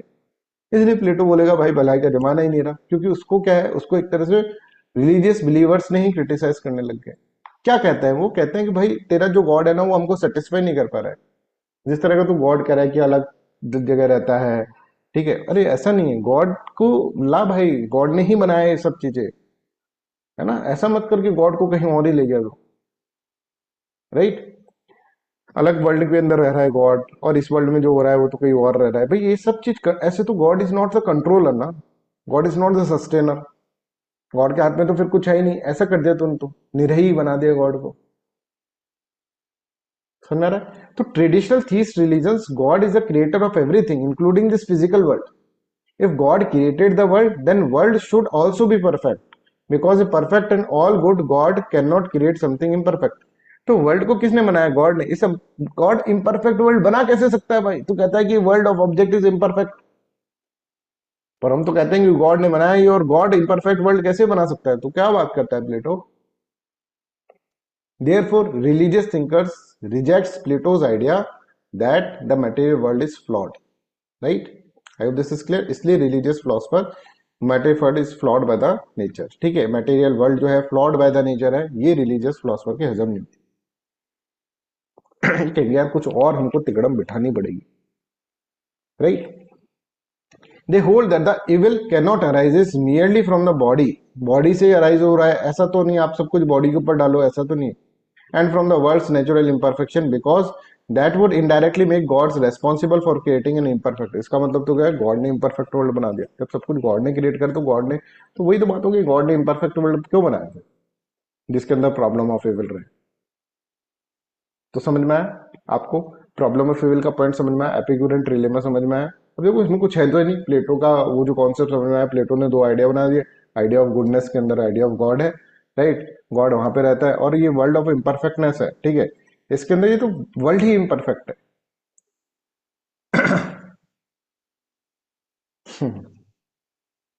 समझ में आ रहा है? तो ये जब उसको समझाएंगे तो वो उस तरह से समझाएंगे इसको, है ना? मनिंजा की भी अच्छी फिलोसफी आ रही है, राइट? उसको भी मतलब चीजें समझ में आ जाती है फिलोसफी के अंदर, जैसे उसने डिस्कशन कर रही है वो।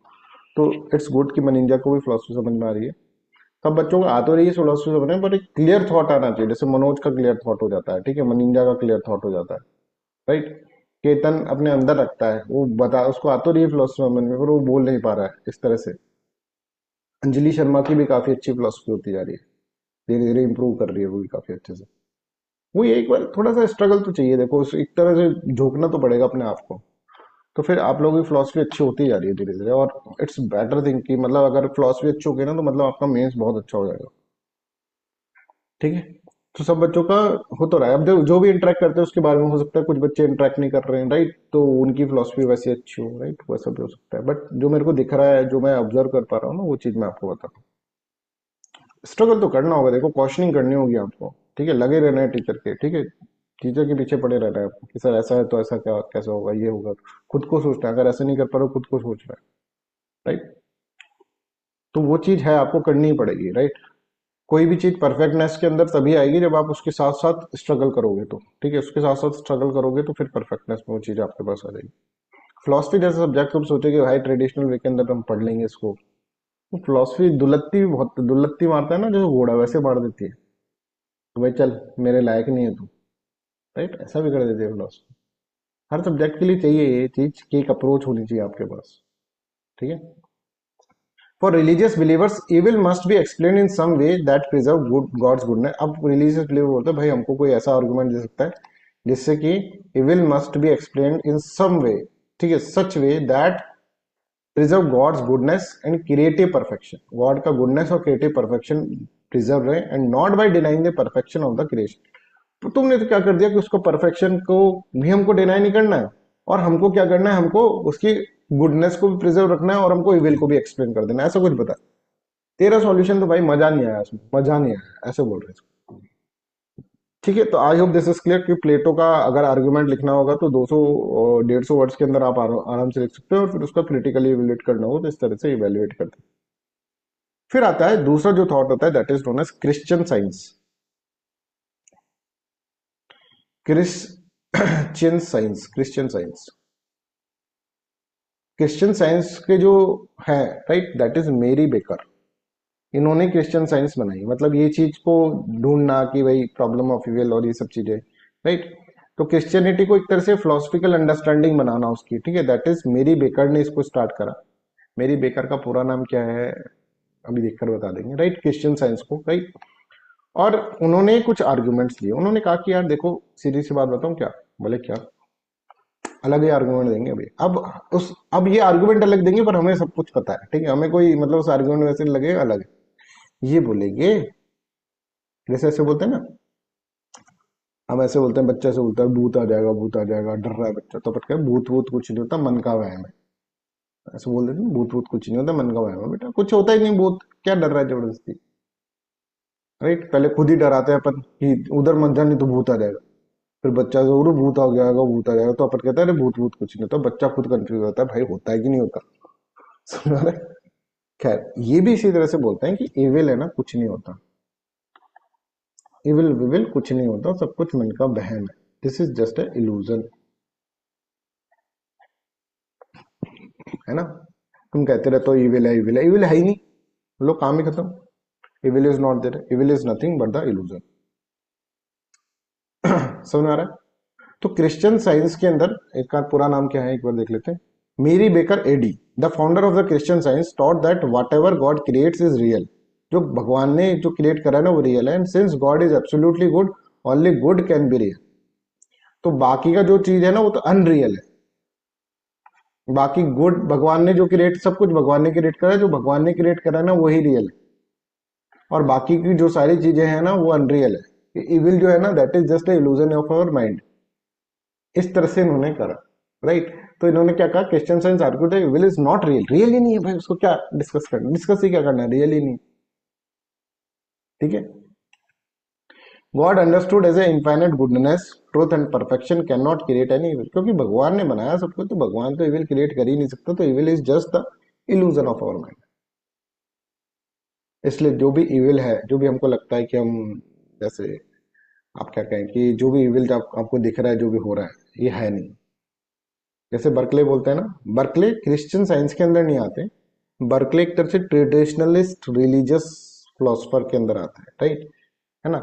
तो बर्कले का, बर्कले के पॉइंट से इनकी पॉइंट बना, मतलब बर्कले से इंस्पायर्ड होकर मैरी बेकर जो है उन्होंने अपनी फिलोसफी दी, that is known as he will become the founder of the Christian theodicism. Berkeley क्या कहता है, सर बर्कले के बारे में मत पूछो, अभी हम आपके सामने सब कुछ बता के रख देंगे, ऐसा हमको बर्कले, अब बर्कले आपको टिप्स पे आ गया है, राइट। अगर हम देखिए बर्कले, जॉन लॉक, ये टिप्स पे आ गए, कोई भी टॉपिक होगा तो उसके बारे में आपको एक दिखने लग जाएगा, अगर आंख बंद करके सोचोगे थोड़ा तो वो सब कुछ एनालिसिस हो जाएगा, क्योंकि सारे कॉन्सेप्ट आपको उसके अंदर पता है, राइट। पर अभी एक और एक कॉन्सेप्ट है, ठीक है, एक नॉलेज वाला कॉन्सेप्ट, वो मैं आपको बताऊंगा, वो सबको एक साथ ही पढ़ा दूंगा मैं, कांट हेगल और उनका एक साथ पढ़ा देंगे, राइट। तो अभी आप उसमें समझो, मेरी बेकर भाई साहब इस तरह से बोल, जैसे बर्कले बोलते हैं ना, बर्कले ऐसे बोलते हैं कि भाई ऑब्जेक्ट तो है ही नहीं, काम खत्म, आइडिया है और गॉड आइडिया क्रिएट कर रहा है, तो ये जो चीज है ही नहीं ना, इसके कारण ही सब कुछ हो रहा है, राइट। कुछ है ही नहीं, स्पिरिट है और आइडिया है, ठीक है, ऑब्जेक्ट ऑब्जेक्ट है ही नहीं कुछ, ऐसे बोलते हैं ना, वैसे ही ये बोल रहे हैं कि भाई ये जो इविल है ना वो है ही नहीं, क्योंकि इविल हो ही नहीं सकता, भगवान ने ही सब कुछ बनाया, और जो भगवान ने बनाया वही रियल है, बाकी सब तो अनरियल है। अनरियल मतलब इमेजिनेटिव है, ऐसा हमको लग रहा है कि हमारे साथ इविल हो रहा है, ऐसा लग रहा है कि भूकंप आ गया, ऐसा लग रहा है कि भाई रेप हो गया, राइट, ऐसा लग रहा है कि मर्डर हो गया, इस तरह से, जबकि ऐसा हुआ नहीं है कुछ भी, है ना। ऐसा लग रहा है कि हमने पाप कर दिया, जब हमने करा नहीं, वो तो भ्रम है एक तरह से, ऐसे बोलते हैं ना आचार्य शंकर जैसा, कि मिथ्या है सब एक तरह से, राइट, वैसे ये बोलने लग जाएंगे, अब ये अलग ही डायमेंशन में चले गए, ठीक है। Mary Baker Eddy, the founder of the Christian Science, taught that whatever God, अब हमको कोई दिक्कत नहीं है इसमें, अभी इसको पढ़ेंगे फिर इसको क्रिटिसाइज, जैसे प्लेटो को पढ़ा तो उसमें भी कोई दिक्कत नहीं है हमें, प्लेटो को पढ़ा उसको क्रिटिसाइज कर दिया, इनके भाई लोग इनको क्रिटिसाइज कर दें, इनको कहेंगे भाई हमको ऐसा सिस्टम चाहिए जो ऐसे इल्यूजन विल्यूजन नहीं चाहिए, इल्यूजन बोल दिया तूने, एक ने बोल दिया कि भाई भगवान की गलती नहीं है, इंसान की गलती है ना, बॉडी के कारण ऐसा हो गया, ऐसा नहीं चाहिए हमको परफेक्टली, मतलब यार ऐसे तो गॉड कहीं ना कहीं दिक्कत में आ जाएगा, राइट। तो हमको अपने गॉड को बचाना है, गॉड को सब कुछ बनना है कि, और हमको ये भी देखना है कि भाई ये सब चीजें एक तरह से नहीं हो, इविल फिल क्यों है ये भी हमको एक्सप्लेन करना है, तो therefore evil, sickness, sin, suffering, ये कुछ नहीं होता है, सब मन का वहम है, that is not actual state of reality but false believe produce by human ignorance of the of our spiritual nature, हमारे जो स्पिरिचुअल नेचर की इग्नोरेंस जो है उसके कारण ये सब चीजें हमको दिख रही है. This view supported by the idealist tradition, most notably Berkeley, who held that the material object have no independent. इनसे ही ये निकल के आई है क्रिश्चियन साइंस. ठीक है, have no independent existence and that what we perceive as a evil exist only as an idea in the mind. जो mind के अंदर आइडिया होता है ना, वो इविल है. अब ये चीज जब इन्होंने बोल दी कि भाई इविल विल कुछ होता ही नहीं है, तो सब क्या है, मन का बहम है, राइट, इस तरह से उन्होंने बोल दिया, तो इस चीज को अपोज करेंगे, राइट, थीस्टिक बीइंग इसको अपोज करेंगे. थीस्टिक अपोजिशन एंड फिलोसॉफिकल एक तरह से ऑब्जेक्शंस क्या क्या आएंगे इसके ऊपर. Traditional theist thinkers reject this view because it appears to deny actual presence of suffering and wrong being. बोले यार दिख रहा है ये सब कुछ और तू मना कर रहा है, ये तो कोई चीज नहीं है कि भाई तू ऐसा कोई लॉजिक ऐसे बोलते कि भाई ये क्यों है भगवान, तो ये तो है ही नहीं, राइट, ऐसा थोड़े ना होता. तो philosopher like Augustine argues that evil दो नॉट ए सब्सटेंस, एक सब्सटेंस नहीं है बट रियल तो है भाई, ऐसा नहीं कि रियल नहीं है.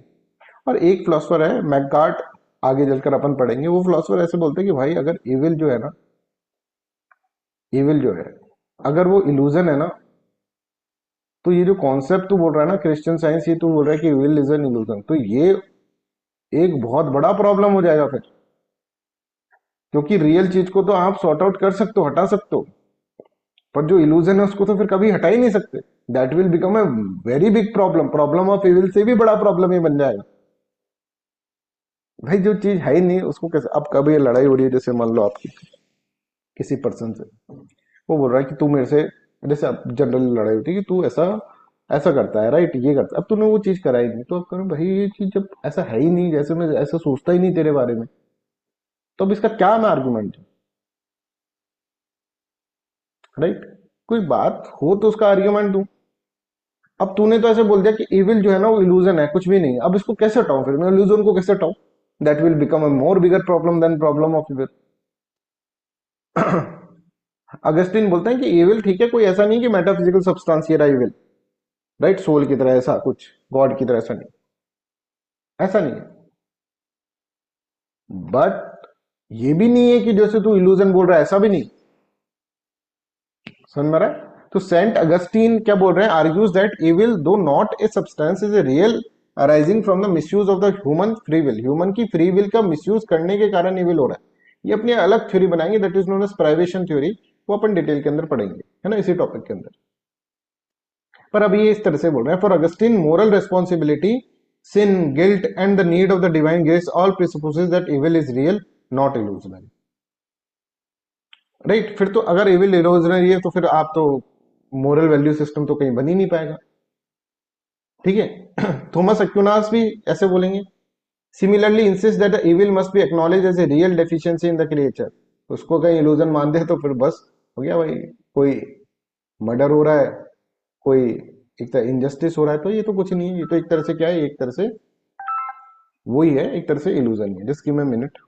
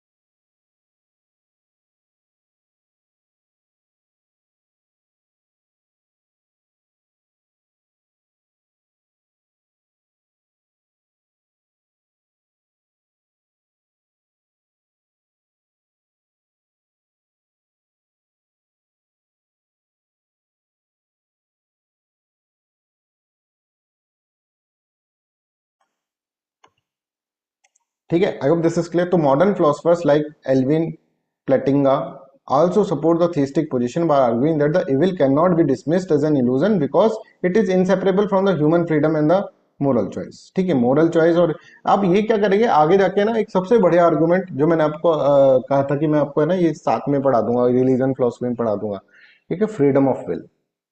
दैट इज वेरी मतलब लॉजिकल आर्गुमेंट इस चीज को सॉर्ट आउट करने के लिए, इस क्वेश्चन को सोचो, वो आगे चलकर अपन पढ़ेंगे। तो इफ इविल वर अनरियल, अगर इविल अनरियल होगा, then entire structure of religious life जैसे prayer, repentance, justice, divine reward would collapse. तो उसका कोई मतलब ही नहीं रहेगा फिर तो भाई, क्या रिलीजन के सब कुछ होना ही है तो फिर इविल से बचने के लिए तो हम भगवान से प्रार्थना करते हैं, भगवान हमको ऐसी शक्ति देना कि हम क्या है, हम किसी का बुरा ना करें, ऐसे बोलते हैं ना, ऐसी शक्ति हमें देना दाता, मन का विश्वास पूरा होना, राइट। ये सब प्रेयर्स, अगर तुम कोई भी प्रेयर सुन लोगे ना तो उस प्रेयर के अंदर यही चीज है, राइट। जैसे एक इकबाल की प्रेयर थी, किसी को याद है क्या वो, उसका इशू भी हुआ था, स्कूल में पढ़ दी थी, यूपी के स्कूल में, है ना, राष्ट्रीय गान की जगह। कौन सी थी वो? अम, छू के आती है दुआ बन के तमन्ना मेरी, ऐसा कुछ है ना। लब पे आती है, लब पे आती है दुआ बन के तमन्ना मेरी, राइट, ऐसा कुछ है उसके अंदर लाइन, कि दूसरों का भला हो, ऐसा कुछ है ना। किसको याद है तो प्लीज एक बार बताना, वो ये काफी अच्छा मीनिंग है उसका। लब पे आती है दुआ बन के तमन्ना मेरी। इसकी नेक्स्ट लाइन क्या थी, मनिंदा अगर पता है तो? नेक्स्ट लाइन याद नहीं आ गई ना।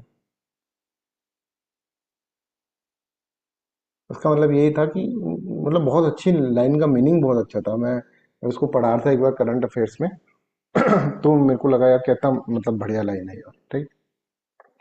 चलो खैर, मॉडर्न फिलोसफर लाइक एल्विन प्लेटिंगा, इस तरह से उन्होंने कहा, इस क्रिटिसाइज करा, राइट। अब इसका अपन ने पढ़ लिया क्रिश्चियन साइंस ने क्या बोला, क्रिश्चियन साइंस को किस तरह क्रिटिसाइज कर। अब आएंगे लेबनिट्स, लेबनिट्स आएंगे। और लेबनिट्स की अगर आपने फिलोसफी को ध्यान से पढ़ा तो रेशनैलिटी के बारे में बहुत बात कर रहे थे कि God is a rational being, है ना, उसने जो वर्ल्ड बनाया वो रेशनलिटी से बनाया, ऐसा नहीं कि अपने आप सब कुछ हो रहा है। जब उसने स्पिनोजा को क्रिटिसाइज करा था तो भी इसके अंदर ही करा था, क्रिटिसाइज करा था कि भाई रेशनलिटी के पॉइंट को तो तुम भूल ही गए, राइट। तो इसने कहा था कि जिसने मोनोडोलॉजी और ये चीजें बनाई तो बोले बहुत परफेक्टनेस के अंदर वर्ल्ड बनाया है भगवान ने। फिर मैंने कहा था कि ये मैं आपको गॉड के बारे में कैसा वर्ल्ड बनाया है वो मैं आपको उसके अंदर बताऊंगा जब अपन रिलीजन फिलोसफी पढ़ेंगे। तो अब यहाँ पर देखो लेबनिट्स क्या बोलते हैं, लेबनिट्स इस तरह से बोलते हैं, इसकी जो थियोडेसी है, लेबनिट्स की थियोडेसी है, उसको ऐसे बोलेंगे बेस्ट पॉसिबल वर्ल्ड थियोडेसी, ठीक है। लेबनिट्स ऐसे बोलता है कि भगवान जो है ना ओमनीशिएंट है, ओमनी प्रेजेंट है, ओमनी बीइंग है ना, सब कुछ है वैसे, राइट, इनफाइनेटली गुड भी, ठीक है। भगवान एक बहुत ही रेशनल पर्सन भी है, इसके साथ तो उसके अंदर रेशनैलिटी भी है। तो जो भी वो कुछ बना रहा है ना, तो जैसे मान लो आपके पास कोई एक चीज है, राइट, आप कोई भी चीज बना रहे हैं तो उसके बाद अपने में चार पांच ऑप्शन होते हैं, यार ऐसे बनाए इसको, ऐसे बनाए कि ऐसे बनाए कि ऐसे बनाए, ठीक है। इन सब में से जो परफेक्ट होता है उसको आप बना दो। जैसे आप आंसर राइटिंग में लिखते हो तो आप ये सोचते हो यार इसको ऐसे लिखते तो ज्यादा बेटर होता है, ऐसे लिखते तो ज्यादा बेटर होता है, राइट, वैसे। तो जब आप ऐसा सोचने लग जाते हैं ना, ठीक है, ये जब सोच रहे हैं कि कौन सा, तो भगवान के पास भी ऐसे ऑप्शन था। भगवान ने इस वर्ल्ड को आउट ऑफ रेशनलिटी बनाया। भगवान के पास भी बहुत सारे पॉसिबल वर्ल्ड थे, वर्ल्ड नंबर 1 बनाऊं कि वर्ल्ड नंबर 2 बनाऊं कि वर्ल्ड नंबर 3 बनाऊं कि वर्ल्ड नंबर 4 बनाऊं कि वर्ल्ड नंबर 5 बनाऊं, ऐसे बहुत सारे इसके अंदर थे, ऑप्शन थे। भगवान ने कहा कि यार ये वाला सबसे बेस्ट लग रहा है, वर्ल्ड नंबर 2। तो बेस्ट पॉसिबल वर्ल्ड भगवान ने बनाया, ऐसा पॉसिबल वर्ल्ड जिसके अंदर क्या हो कि एक बैलेंस करके भगवान ने हमको दिया। इससे बेस्ट बन नहीं सकता था, राइट, इससे बेस्ट बन नहीं सकता था। और उस बेस्ट पॉसिबल वर्ल्ड के अंदर उसने प्रॉब्लम ऑफ मतलब उसके अंदर इविल है, तो इसमें मतलब ऐसा है कि इससे बेस्ट बन ही नहीं सकता था ऐसा कोई वर्ल्ड जिसके अंदर इतना बहुत तो इविल आएगा ही आएगा भाई, ठीक है, इतना बहुत तो इविल आएगा ही आएगा, इस तरह से, राइट। तो अगर हम देखें, Thomas Aquinas similarly insisted that, oh sorry, हाँ, best possible world theodicy Leibniz, according to Leibniz God is omnipotent, omnipresent and infinitely good. As an all knowing God he has complete knowledge of every possible world that could ever exist. As an all powerful god he has the ability to create any of these possible world। सारा powerful था उसके अंदर, कोई भी इस तरह से इसके अंदर बना सकता था वो, right. He must choose the world that contains the maximum possible good, जितना पॉसिबल गुड हो सकता है उतना डाल दिया भाई उसने, with the minimum unavoidable evil. जो अनअवॉइडेबल इविल था ना वो बना दिया भाई। अब आपने किसी चीज की, अब जैसे आप करेले की सब्जी बना रहे हैं, ठीक है, करेले की सब्जी बना रहे हैं तो उसमें कड़वाहट तो होगी, आप उसको बेस्ट पॉसिबल बनाने की कोशिश करें, ठीक है, पर थोड़ा सा उसका कड़वाहट है वो तो रहेगी, राइट। कोई भी चीज अगर आप बनाएंगे तो उसको बेस्ट पॉसिबल, तो उसने बोला बनाया इसने बेस्ट पॉसिबल है, इसने मैक्सिमम पॉसिबल गुड डालने की कोशिश करे और मिनिमम अनअवॉइडेबल इविल डाल। Because God always act on the basis of perfect reason and rationality, he carefully consider all possible arguments, arrangements, सारे अरेंजमेंट ऑफ रियलिटी उसने देखे होंगे कि भाई ये भी ऐसे भी बना सकता है, भाई इसमें सबसे बेस्ट कौन सा है ये देखते हैं, वो उसने बनाया। तो उन्होंने इस तरह से बोला बेस्ट पॉसिबल वर्ल्ड की इसने थ्योरी दी, राइट। इनका भी क्रिटिसिज्म हो जाएगा। Out of all this possibility God selected the world that achieve the best overall balance of the good and evil, good और इविल का एक ओवरऑल बैलेंस, बेस्ट बैलेंस के अंदर हो। Thus, Leibniz conclude that the world we live in the best is the best possible world। जो हम रह रहे हैं वर्ल्ड जिसके अंदर हम, तो वो बेस्ट पॉसिबल वर्ल्ड है। Even if some evil exist it is permitted because eliminating it would also remove greater good that depends on it. ठीक है, कि इसको if even if some evil exist it is permitted because eliminating it would also remove greater goods that depend on, कि evil के ऊपर ही good जो है वो डिपेंडेंट है। जैसे हम अगर हम बात करें ये आर्गुमेंट्स अगर हम देखें तो आपने एक लाइन सुनी होगी कि इस संसार में अगर दुख नहीं होता ना, अगर मान लो इस संसार के अंदर दुख नहीं होता तो कोई भगवान को याद ही नहीं करता। समझा ना, आज हम अपने आप को ही भगवान समझ लेते, समझा ना, ऐसा ना कि सुख में सुमिरन, दुख में सुमिरन सब करे, सुख में करे ना कोई, और जो सुख में सुमिरन करे तो दुख काहे को हुए, है ना, ये तो आप सबने सुना होगा। तो हम क्या कर रहे हैं, हम दुख में जो होता है ना, हम जब दुख में होते हैं तभी भगवान को याद करते हैं, तभी हमको अपने होते यार मैं कितना खराब हूं इसलिए मैं दुखी हूं। तो दुख होना भी जरूरी है, तो ना एक आगे चलकर आप पढ़ोगे थेरेपी थ्योरी। थेरेपी थ्योरी का मतलब जैसे एक ऐसा है कि आपकी आंख की सर्जरी करी, सर्जरी करी तो वो तो अच्छे के लिए ही करी थी, पर आपकी जब सर्जरी करी तो आपकी आंख में दर्द बहुत हुआ, जब टाके लगाए और फिर पेन बहुत रहा, ठीक है, करिए आपके अच्छे के लिए, बट क्योंकि हम पूरा देख नहीं पाते सिस्टम को, ठीक है, हमको लगता है कि ये दुख, आप ये देखना कभी भी, मतलब लाइफ के अंदर ये देखना कि जो भी दुख आया है ना, आप देखना, आप सबसे ज्यादा दुखी जब हुए तब आप देखना एक बार, मतलब मैंने तो इसको ऑब्जर्व करा है, that's why I am saying, ये जो भी दुख आया है ना आपकी लाइफ में, ये कोई है ना एक बड़ा कॉज लेकर आया है, मतलब इससे कुछ अच्छा ही हुआ है। जैसे मैं अगर मैं बोलूं कि मेरी लाइफ का सबसे बड़ा दुख, अगर मैं अब तो नहीं समझता, पहले मैं समझता था, ठीक है, जैसे कि सबसे बड़ा दुख ये उस वक्त जब हम दुखी होते हैं ना, जब हम उस वक्त दुखी हो रहे होते हैं, राइट, कि भाई यू आईएएस नहीं बन पाए, राइट, ये एक दुख हो गया। पर अब मैं यहाँ पर देखता हूँ तो मैं सोचता हूँ कि यार देखो, मतलब एक पढ़ाना जो है ना वही शायद मेरा प्रोफेशन, मतलब मैं अगर अपने आप को देखूं तो वही मेरे लिए शायद बेस्ट था, राइट, मतलब जैसी मेरी पर्सनैलिटी है, राइट, कि पढ़ाते वक्त एक मेरे, मतलब मेरी अगर थोड़ा सा मैं अपनी कुंडली और ये सब भी देखता हूँ ना, तो मेरे को वो दिखता है कि मेरे अंदर वो जो पर्सनैलिटी वाइज है ना, तो वो उसके अंदर एक तरह से गुरु वाला जो चीज होता है ना वो ज्यादा डोमिनेट कर रहा है, राइट। तो मेरी पर्सनैलिटी ऐसी है कि मैं मतलब अंडर, किसी के अंडर में काम करना that is very difficult for me, इसलिए मैं इंस्टीट्यूट के अंदर जाता हूँ, किसी के अंदर कुछ, हमेशा मेरे मैनेजमेंट से बहुत लड़ाई हो जाती है, तो मतलब एक हेड ऑन कोलिजन हो जाता है। तो मतलब ये है कि अथॉरिटेटिव पोजीशन पर मैं हूँ और मैं अपनी मर्जी से काम करूँ तो मैं अपना बेस्ट काम कर सकता हूँ, तो ये बेस्ट पॉसिबल थिंग है मेरी। तो अगर मैं ऐसे देखूं यार मेरा आईएएस में सिलेक्शन नहीं हुआ, दुख हो गया वो, बट भगवान को पता है कि भाई इसको मैंने किस लिए बनाया, तो वो आपको उस तरफ से लेकर चला जाएगा, बेस्ट पॉसिबल उसने क्रिएट करा है आपके लिए, चीज करिए। अगर ऐसे सोचोगे तो फिर दुख खत्म हुआ ना, ठीक है, बट फिर उसके अंदर ये आता है कि बस भगवान का ऐसा क्या मतलब हुआ कि फिर रेप को कैसे डिफाइन करोगे सर, मर्डर को कैसे डिफाइन करोगे आप, है ना, ऐसा होता है कि छोटा बच्चा मर गया, है ना, तो इसको भी डिफाइन करने का एक तरीका है। मान लो कि कोई हिटलर बनने वाला है, ठीक है, अगर वो मर जाए तो बेटर है ना, छोटा बचपन में मर गया, अगर हिटलर बचपन में मर जाता तो इतना ज्यादा अब बचपन में मरता जब सब कहते हैं अरे भाई कितना बड़ा दुख का पहाड़ टूट गया उसके पेरेंट्स के ऊपर, ये हो गया वो हो गया, समझ में आ रहा है? पर that is for the greater good, क्योंकि हम उस पूरी चीज को, हम इस पूरे वर्ल्ड के रूल को नहीं देख पा रहे। हम ना पार्ट्स में देख रहे हैं सब चीजें। भाई आज दुखी हो गए आप मान लो किसी पर्सन के लिए दुखी हो रहे हो, आप 10 साल बाद उस चीज को वापस सोचना। जैसे मान लो कि आपका कोई किसी के साथ रिलेशनशिप है, आपका रिलेशनशिप टूट गया, उस वक्त आप इतने दुखी हुए कि भाई रो रो के आपने हालत करा, डिप्रेशन एंजाइटी सब कुछ आ गया तुम्हारे एक साथ ही जीवन में। 10 साल बाद उसी चीज को सोचना। 10 साल बाद जब आप एक पोजीशन जिसमें आपका एक लाइफ पार्टनर होगा, आपकी फैमिली होगी, आप सोचोगे यार अगर वो लाइफ पार्टनर बन जाता या बन जाती तो भाई जीवन नर्क हो जाता। तो उस वक्त हमको ऐसा नहीं लगे, उस वक्त तो वही सबसे प्यारा। बट अगर हम ओवरऑल पॉइंट ऑफ व्यू से देखेंगे ना, तो बेस्ट पॉसिबल हुआ है आपने। I hope you are getting this one what I want to convey, right? तो बेस्ट पॉसिबल वर्ल्ड का मतलब ये होता है।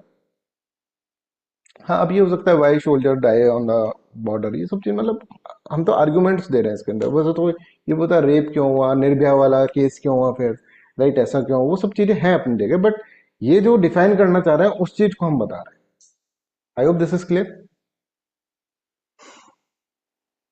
ठीक है, तो इसमें हम मतलब कह रहे हैं कि ये कह रहे हैं कि बेस्ट पॉसिबल चीज हुई है। तो हम अपनी लाइफ में भी अगर हम देखें ना, तो मतलब एक पॉजिटिविटी देने की कोशिश कर रहा हूँ तुम लोगों को, कि अगर लाइफ के अंदर अगर मान लो कभी ऐसा हो जाता है कि एग्जाम क्लियर नहीं हुआ, राइट, या फिर अगर ऐसा हो जाता है कि आपने लाइफ के अंदर कुछ ऐसा लग रहा है कि बहुत दुखी है, तो आगे चलकर थोड़ा आने दो, समय आने दो, उसके बाद तुम्हें पता चलेगा नहीं यार this is the best possible thing I have. अगर वो चीज उस वक्त हो जाती घटित जो तुम चाहते हो, तो तुम्हारे चाहने से तो कुछ हो ही नहीं रहा है ना? तुम्हारे चाहने से होने लगा ना, तो तुम खुद बर्बाद हो जाओगे। जो हो रहा है वो क्या हो रहा है, वो गॉड के चाहने से हो रहा है। ठीक है, तो एक ऐसा है कि भाई कि इंसान जो है ना वो चाहता है, ठीक है, तो इंसान कुछ चाहता है, मान लो ऐसी कोई चीज है ना, कोई चीज चाह रहा है, पर हो वो रहा है जो भगवान चाह रहा है। तो इंसान वो क्यों नहीं चाहता जो कि भगवान चाह रहा है? अगर वो चाहने लग जाए जो कि भगवान चाह रहा है, तो प्रॉब्लम ऑफ इटली चली जाएगी, ऐसा लेबनेट्स बोल रहा है। हमारा कुछ कहना नहीं है, बट अगर अपन अपनी लाइफ में पॉजिटिविटी डालना चाहते हैं इन सब डायमेंशन, रिलीजन फिलोसफी भी आपको बहुत इंप्रूवमेंट लाएगी। तो उसको आपको फिर इस तरह से लेकर चलना। I hope this is clear to everyone. चलो आज का लेक्चर अपन इतना ही रखते हैं, क्योंकि अभी आपकी ज्योग्राफी की क्लास भी है। एंड ज्योग्राफी की क्लास के अंदर देखना कि आप इनको बता देना अगर आप कोई भी प्रॉब्लम हो तो, क्योंकि सर को मैं पैटर्न अपना पूरा दिमाग तो बता चुका हूँ कि सर मैं इस तरह से लेकर आया हूँ। अभी सर का फोन आया तो सर भी यही बोल रहे थे कि सर मतलब बच्चों को समझाना ज्यादा है कि क्वेश्चन ज्यादा कराने। मैंने कहा समझाना भी है क्वेश्चन भी कराना। बोले सर ये मतलब मैं ट्राई करूंगा एक बार सर, कंफर्टेबल होने की कोशिश करूंगा सर, आप कहना। मतलब उनको सब कुछ मैंने बताया कि ऐसा ऐसा ये सब प्रोग्राम। मैंने फिर लास्ट में से बोला सर जो बच्चों के लिए बेस्ट हो, आपको प्रीलिम्स क्लियर करवाना है बच्चों को, बेस्ट हो, मुझे ये नहीं फर्क पड़ रहा है कि आप कितनी क्लासेस ले रहे हैं, कितने घंटे की क्लासेस ले रहे हैं, बस आप बेस्ट पॉसिबल करके दो मेरे को ज्योग्राफी के अंदर। ठीक है, तो आप मेरे को बता दीजिएगा, कोई भी दिक्कत नहीं है। एक दो दिन थोड़ा सा आपको हो सकता है कि ऐसा हो जाए, राइट, फिर उसके बाद आपके हो जाएगा। एक दिन आप भी आ जाओ क्लास में। हाँ मैं क्लास में रहूंगा, आज मैं क्लास में रहूंगा, डोंट वरी। ठीक है, तो मैं देखूंगा वो पूरी क्लास, ठीक है, डोंट वरी अबाउट दैट। तो वो सब तो मैं रहता ही हूँ, हमेशा क्लास के अंदर प्रेजेंट रहता ही हूँ, सर की क्लास चलती रहती है, मैं रहता हूँ। 2 दिन जब उन्होंने मेंस का पढ़ाया था, तो मेंस का भी काफी अच्छा लगा था बच्चों का एनवायरनमेंट के अंदर। ठीक है, तो कई बच्चे तो वो यहाँ पर भी बैठे हैं, शायद कोई होगा इधर, राइट, केतन केतन ने पढ़ा हुआ है सर से, है ना? तो काफी अच्छे टीचर हैं, ठीक है। बट फिर भी अगर मतलब थोड़ा सा मोल्ड, और सबसे अच्छी बात यह है कि मतलब आज तक मेरे को, मैं ऐसे फैकल्टीज को बहुत क्रिटिसाइज करता हूँ कि यार तुम ऐसे क्यों करते हो, ऐसा क्यों करते हो, ये क्यों करते हो। गोविंद सर मतलब is that person that is having a mentality कि स्टूडेंट्स का वेलफेयर हो, मतलब वो एक संत आदमी जो होता है ना, वैसे हैं। दिवाकर जो है, उन्होंने रेफर करा था दिवाकर को, दिवाकर से पूछना आप गोविंद सर के बारे में, राइट। तो वो बहुत अच्छे इंसान है, मतलब बहुत अच्छे इंसान है, प्लस बहुत नॉलेजेबल पर्सन है। ऐसे ही चाहिए हमें। हमें वो नहीं चाहिए कि भैया जो बस आए पैसे उठा कर लेकर चले गए, ऐसे नहीं चाहिए हमको टीचर। अब गोविंद सर जैसा टीचर आप देखना, एज ए ह्यूमन बींग आप देखने की कोशिश करना उनको, ठीक है, और एज ए नॉलेजेस पर्सन का देखना। और बहुत ज्यादा एक्सपीरियंस है, 10 साल तो मतलब मेरे को देखे देखे हो गए उनको विजन के अंदर, राइट। तो लेट्स डू दिस, ठीक है, that's all for today's class, thank you so much, bye bye.